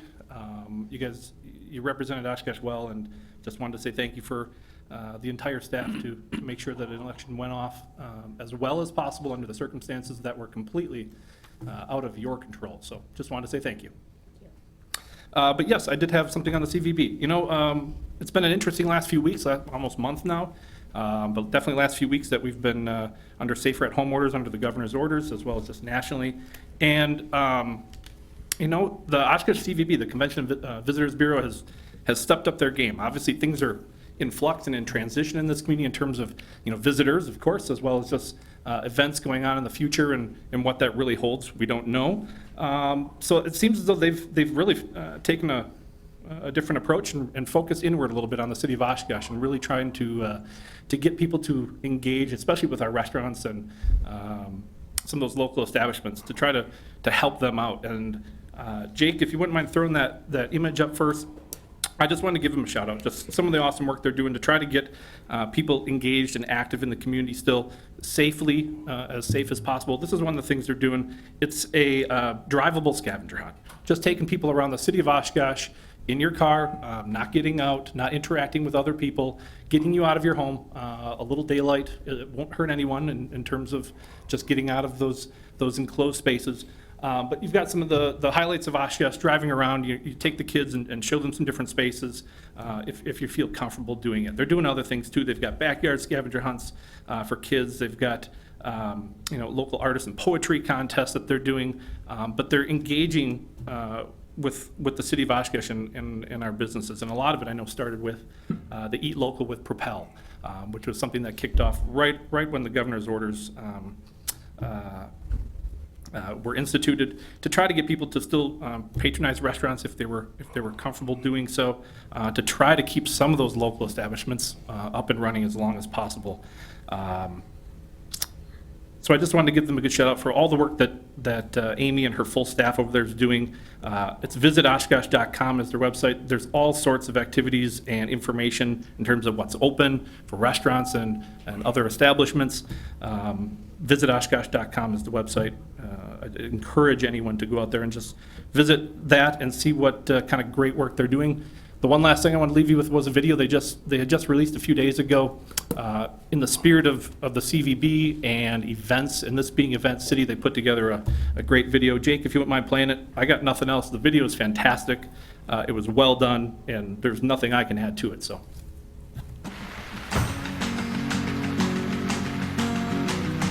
Things have changed. Maybe there's not as many people on the streets, and maybe there's not as many smiling faces. But if there's one thing we know, it's that our community stands together. And soon enough, we'll all be back to our favorite things and favorite places. Just know when the sun shines and we get back out there, It'll feel better than it ever has before.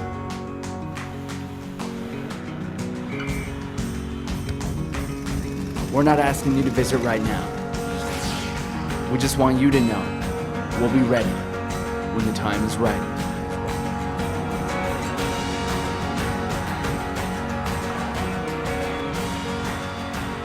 We'll see you soon in Oshkosh.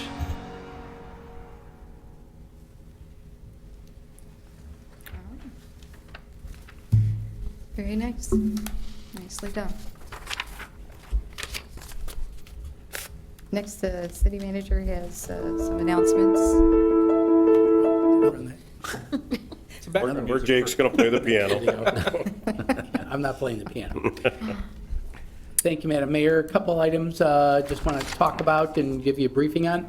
Our purchasing policy requires that we provide you an annual report of vendors who were paid over $300,000 in the prior year. That report is in your packet. A lot of the big numbers, some of those are banking relationships, and so those, when we do investments and things like that, that's why the number is driven up.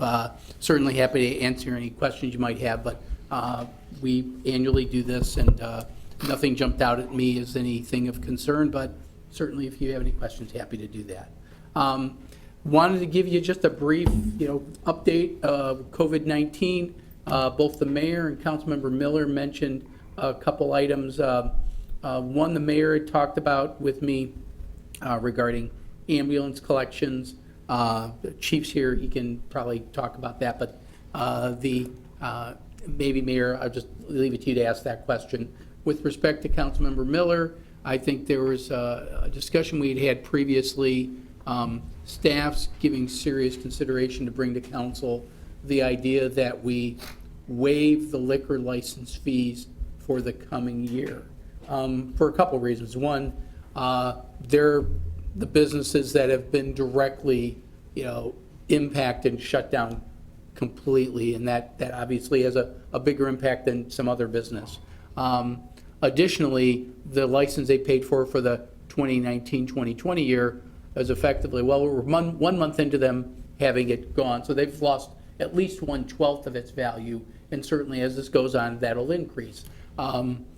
We're not, internally we've discussed it, we're not suggesting at all that the inspections don't take place. In fact, with them shut down, the inspections will probably be even more important, as the mayor and I we talked about that a little bit in terms of, making sure the guns on the fountain drinks and stuff like that are taken care of.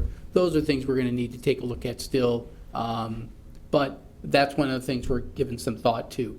Some of the other ones, temporary sign regulations and select certified survey maps. Mr. Lyons provided a memo in the packet, and what we're doing is, things like the downtown businesses that have sandwich boards, we're letting them do that because that's, especially the businesses that don't normally do deliveries and pickups.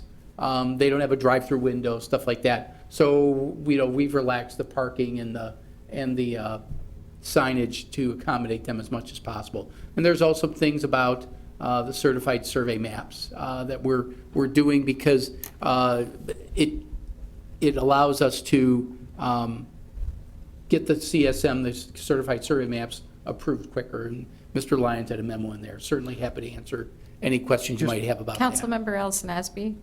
I just had a question. So in regards to the liquor license, does that include businesses that potentially are not in good standing order prior to the COVID? The ones that are not in good standing, I think the council can decide what they want to do with those. And those are some of the issues we're going to have to go through. But that might be an issue that you don't renew their license and then you go through the hearing process. So that doesn't preclude. Because obviously we I think received the a notice on the proposal business. is to waive the license fee, not to waive any requirements of licensing. Okay. So if they haven't followed the rules, they're subject to non-renewal. Okay. And there's a whole process to go. We're just talking about waiving the fee. Okay. Somebody comes in, your license is $0, but you haven't passed your health inspection. You haven't passed this. Well, the price may still be $0, but you get 0 license. So I think we need to, it's a good question. We need to make that clear. Okay. Councilmember McBrower. Thank you, Madam Mayor. No, from the get-go, I think, the sentiment, at least for myself, has been, as much flexibility and adaptability as possible to the residents and the businesses, but just for a financial, to make sure we're aware, what's the financial hit on waiving that particular one, just so we're making, educated and informed suggestions and opinions and We'll have that votes. in anything we bring forward Okay. to you, because there will be a hit. And, we talk about our fund balance and a rainy day fund. If it was ever raining, today's the day. So Yep. I think those are the legitimate things that we want to consider, and I'll bring it to you for your consideration. That's all I have. I think I answered your question, Councilmember Miller. Mayor, you had a question about ambulance. I guess, actually, it kind of, both the vacant building piece and the ambulance could probably be addressed by Chief Stanley. So yeah, we had a draft vacant building registry that was working its way through, I think, rental housing. Who's my rental housing rep?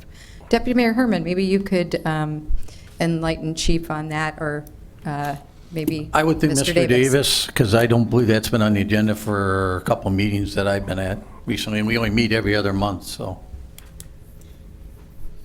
Yes, staff has not finished with that yet. We were going to be finishing that this spring, and at this point, we just haven't gotten to it yet. Sure. But would you say that, like, given the number of closures and some of those commercial buildings being vacant for a period of time, we don't know who's, able to go and maintain the buildings, or, if there's, garbage that got left or food, they just middle of the night kind of thing.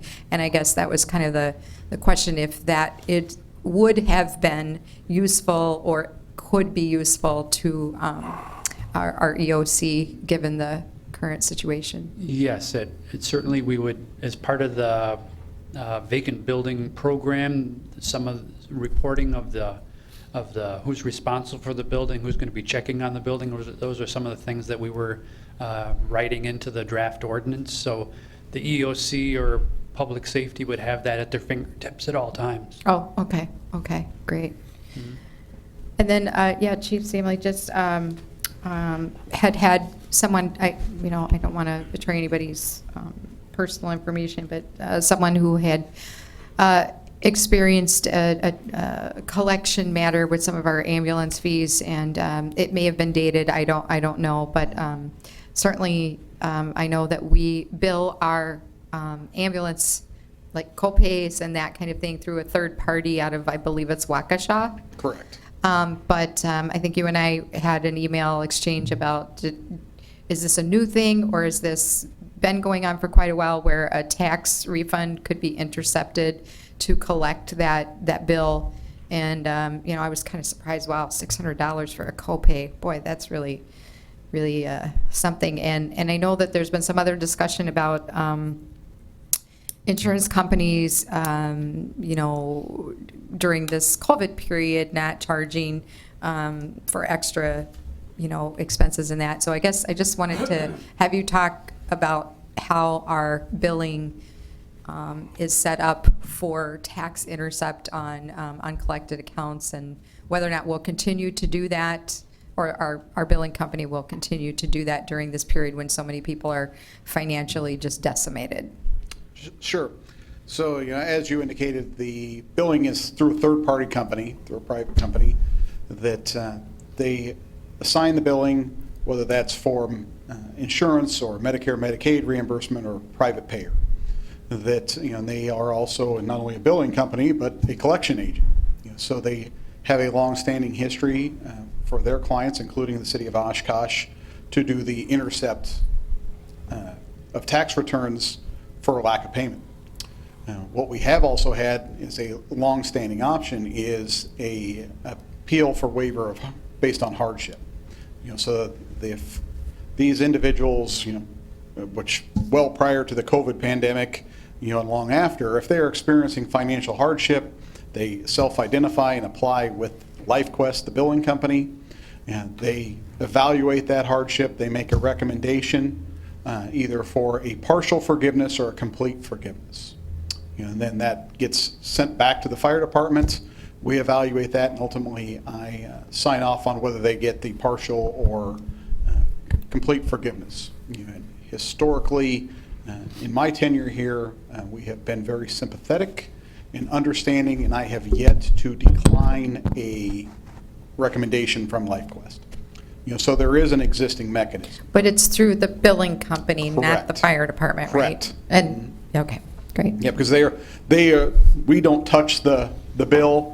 We said we contract out for that. We don't do that internally. It all happens externally, so they need to make that application. We routinely receive calls with questions about that, and we help facilitate that process. But that happens through the billing company and then comes back to us as the ultimate decision maker. Thank you. I did not know we had that. Did any of you know that we had that? Yep. I'm aware of it. Yeah. Thanks for educating us. Absolutely. Mayor. Councilmember Mugrower. Thank you, Madam Mayor. I just have one quick question for Chief Stanley, and I apologize. I try to ask these things in advance. I did not. A few meetings ago, actually, Councilmember Miller had asked you a couple pointed questions regarding information that pertains directly to this community, not our county information, but Oshkosh information, because that's who we're here to represent, is Oshkosh. And I'm not gonna ask you to not answer a question, because I know you won't answer it. Thank you. But it's the impetus or the reason behind it, or the rationale behind not being able to provide information based upon the city of Oshkosh. Right now, all we're getting is Winnebago County information.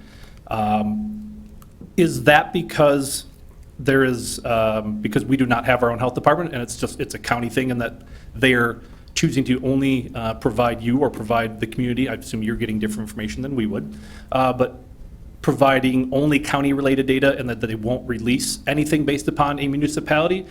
Is it a decision at the local level, or is it law at the state level? Where is the reason behind them not telling us what's going on in the city of Oshkosh compared to the county? Sure, absolutely. And I can clarify some things as well. So ultimately, this is a public health emergency. So state public health and then local, county public health agencies have jurisdiction. And one of the things that we have been very, very fortunate here in Oshkosh and Winnebago County is to have a good working relationship with our public health departments. And, when talking to colleagues in public safety, Chief Smith and I, are finding that a lot of people in municipalities out there don't enjoy that relationship and are not getting any information. So we are very grateful and appreciative that Winnebago County Public Health is sharing information with us to the level of detail that they are. So when I say I cannot share that with you, that doesn't mean we don't have it.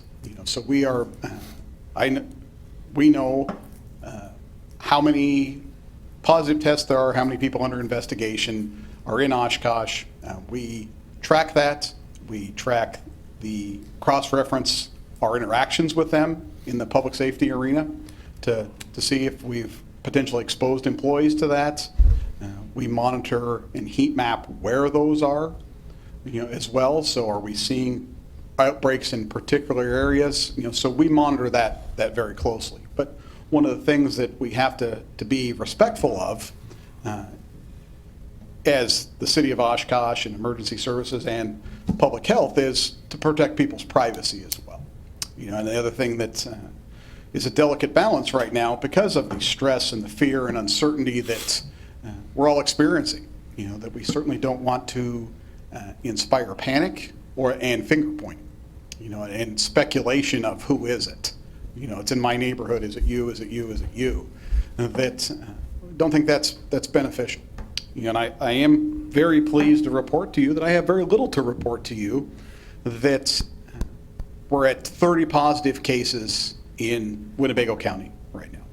And it is just off the top of my head, maybe a 50-50 split for in Oshkosh or not in Oshkosh. And I wouldn't swear to that. That's looking at a spreadsheet sitting in the back of the room on my phone. But we're very fortunate. Let me put it that way. That while that number has trended very slowly and gradually up to 30, And we are not seeing that exponential, explosive spread in our community that many other communities in Wisconsin and certainly around the nation are seeing. So we watch that number incredibly closely, and we also monitor people that we have responded to that have COVID-like symptoms. And that number is a very low baseline and has not trended up with the same alarming speed as other communities have experienced. And that's not to get into too much minutia or detail, but some of that trending up is in a controlled population at a correctional facility. So not out individuals that are out having the opportunity to interact with our community members. Pretty isolated exposure. So what we're doing is working. We are down to 67 people under investigation. That means awaiting test results for COVID. We've had over 600 people in Winnebago County test negative. So it's still cold and flu season. There's still illness going around, but people that had sufficient enough history or symptoms to be tested, they're tested negative. So that's very positive, and we're starting to see in this community and statewide some plateauing, which is ultimately the goal of flattening that curve. Is that because, Chief, we're not doing as much testing? Because that's the question that we get quite a bit, is how many tests are available? And obviously that's between the individual and their healthcare provider, whether they do get tested or not. But I mean, many people here, either through email or phone call are asking, well, are our numbers low because we don't have the transmission, or are our numbers low because we don't have confirmed tests? Yes, probably a little of both, because they're still doing tier levels 1 and 2 testing, so that testing is still not an elective option, that you have to go through the screening process, and the healthcare provider has to prescribe that test. But from the conversations that we have with our healthcare providers and public health, that there's not a shortage of tests. That we have not suffered like some communities and around the world if we don't have enough tests and you just don't know what to do. That we have adequate testing, that the laboratories as well have gone from 2 laboratories to I think it's up to 40 now in the state that can do the COVID testing. So they are processing large numbers of tests every day. I think most of them are doing about 400 tests a day. That's the last I heard. So we're getting faster turnaround rates too. So that's diminishing that PUI, that person under investigation number, because we're not waiting days and days and days because they're backlogged. They can clear those cases with negative tests faster. Councilmember Miller wanted to ask a question. Sure. Thank you, Mayor. Chief, we all appreciate everything you and your guys are doing, and the whole team as a whole. I think you're doing an amazing job. Thank you. And I mean that.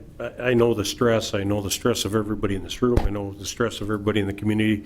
The community needs to know what an amazing job we are doing, you are doing. The city of Oshkosh is knocking it out of the park, so thank you.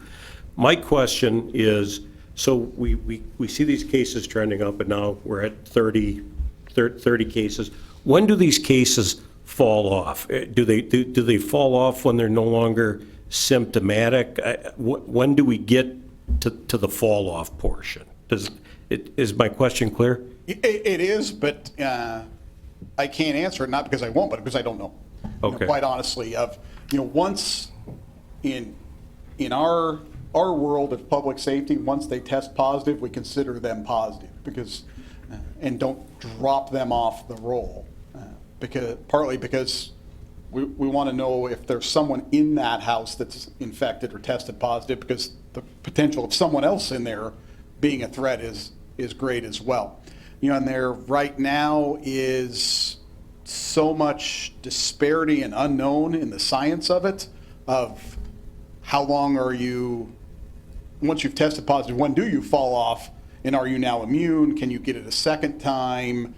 That's a big unknown worldwide right now that nobody's got a great answer for. So our list can keep growing, but people on the back end of that list may be healthy as a horse. Is that accurate? Correct. Okay.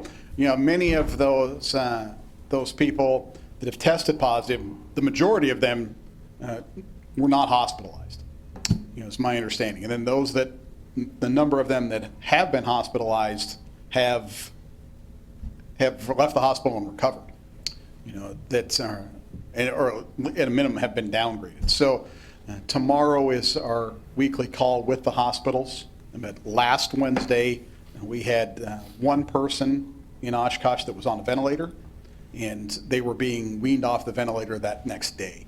So I'll know more definitively tomorrow, but we're not seeing the shortage of ventilators and hospital beds, and that you're seeing other communities, i.e. New York City, that are getting strapped with.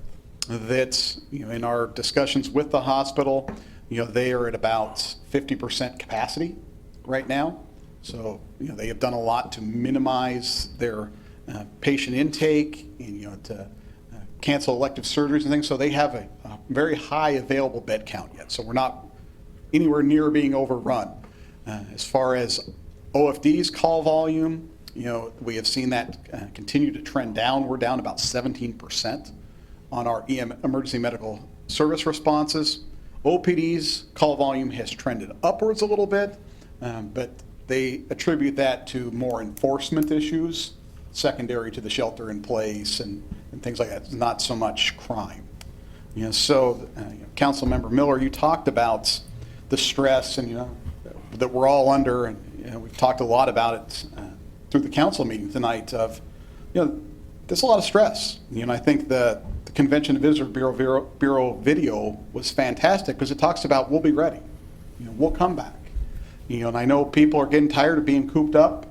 People are stressed about their businesses and their jobs and, when do my kids go back to school? We all appreciate that, and how tough that is. But, we've got to stay strong as a community, and I am said it before and I'll say it again, I am so impressed with this community's response of it definitely appears that we're flattening the curve, and we're doing a lot of prevention in the city of Oshkosh, and that we are not having those alarming numbers, and we've got to stay strong a little bit longer till the time is right, like the video said. So I encourage everybody in the community to keep fighting the fight. That's, I've said all along, Oshkosh is out front, we're going to stay out front. We feel very comfortable and confident with where we're at right now. And we are very cautiously optimistic that we're turning a corner. That, and that much of that is just our own intuition, not necessarily what the experts are indicating. But, we've reduced our hours in the Emergency Operations Center, because we feel like we're well prepared, and now we wait and see.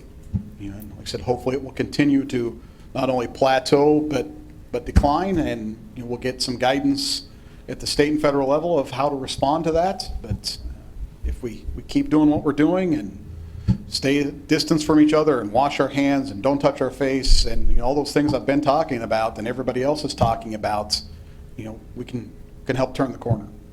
The only other thing I have to add, just because I think it's of concern to council, that there had been some discussions and in the media about UWO as an isolation center. The latest updates we've been hearing from public health is that they are finalizing a contract for a isolation center that is not in the city of Oshkosh. So at this time, it does not appear like a isolation center in the city is imminent.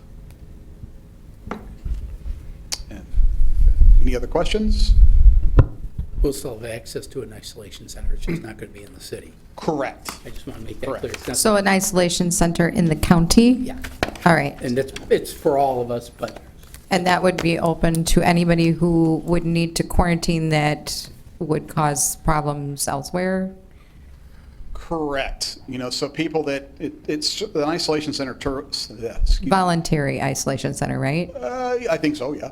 That serves two purposes. One is you've potentially been exposed and need to quarantine and you don't want to go home and potentially infect other people in the household. It also serves another purpose of you've been released from the hospital, you're recovering, you don't need health care, but you're not welcome back at home because you may be a carrier still. So you can have people that are on the front end of a potential exposure and have not tested positive to people that have tested positive and work the back end. You know, that's a collaborative effort between Winnebago County, Outagamie County, and Fond du Lac counties, I believe, you know, to have a regional isolation center. Well, thanks for that update. Looks like we have That's all I have, some- Madam Mayor. Thank you. All right, so the sign regulations, any of that you wanted to talk about or no? Oh, no, I talked about that earlier, the sign the Oh, I missed- sandwich boards and everything. Yes, the and- sandwich boards, Yeah, okay. and this, and I'm happy to answer any question you might have about that, but other than that, that's all I have for to report. Mayor, thank you. Councilmember Miller. Mayor, thank you. I just want to take this opportunity to thank everybody that I've had the incredible honor of working with over the last year, especially my fellow council members and especially you, Mayor. We've had our disagreements, as we all have, but I can assure every person in the city, every person up here cares. Now, we may prioritize differently what we care about, but every single person up here, every single council member and mayor cares deeply about this city. And I just can't emphasize that enough. Mark, I want to thank you. You do a marvelous job of running the city. Pam, thank you. Lynn, thank you. All the department heads, thank you. I've gotten quite an education into how the city operates and a new respect for it. So I just want to thank everybody, and more importantly, I want to thank the citizens who allowed me to represent them this last year. I couldn't be more proud. So thank you all. All right. Anything else? Motion to adjourn. Recess. Oh, I'm sorry. This is a recess. This is not adjourning. We are recessing until noon on April 21st, 2020. This says 2019. Should be 20. That's time travel, right? All right. So then, and that meeting will be available, and that's at noon. That will be available on Channel 10 in the city of Oshkosh, live streamed on oshkoshmedia.org. Live on WOCT radio station 101.9 FM, live through Roku, Apple TV, and Amazon Fire Stick. You may also view the meeting later on oshkoshmedia.org and the Oshkosh Media YouTube channel. If anyone does need reasonable accommodation, please contact the office of our city manager, and that phone number is 236-5002. Mayor, we do need to take a roll call. Yes. Motion. Motion and a second to recess until April 21st, 2020. Go ahead, second. All right. No any discussion. All right, please take the roll. Peschel. You went to bed. Peschel. Bob, you still there? Bueller. Bueller. Unmute. Bueller. Give us, You want a sign language? give us a thumbs up. I'm approving to adjourn, or I mean to recess. Recess. Okay. Miller. Aye. Allison Osby. Aye. Herman. Aye. Mugrower. Aye. Krause. Aye. Palmieri. Aye. Carried 7. All right.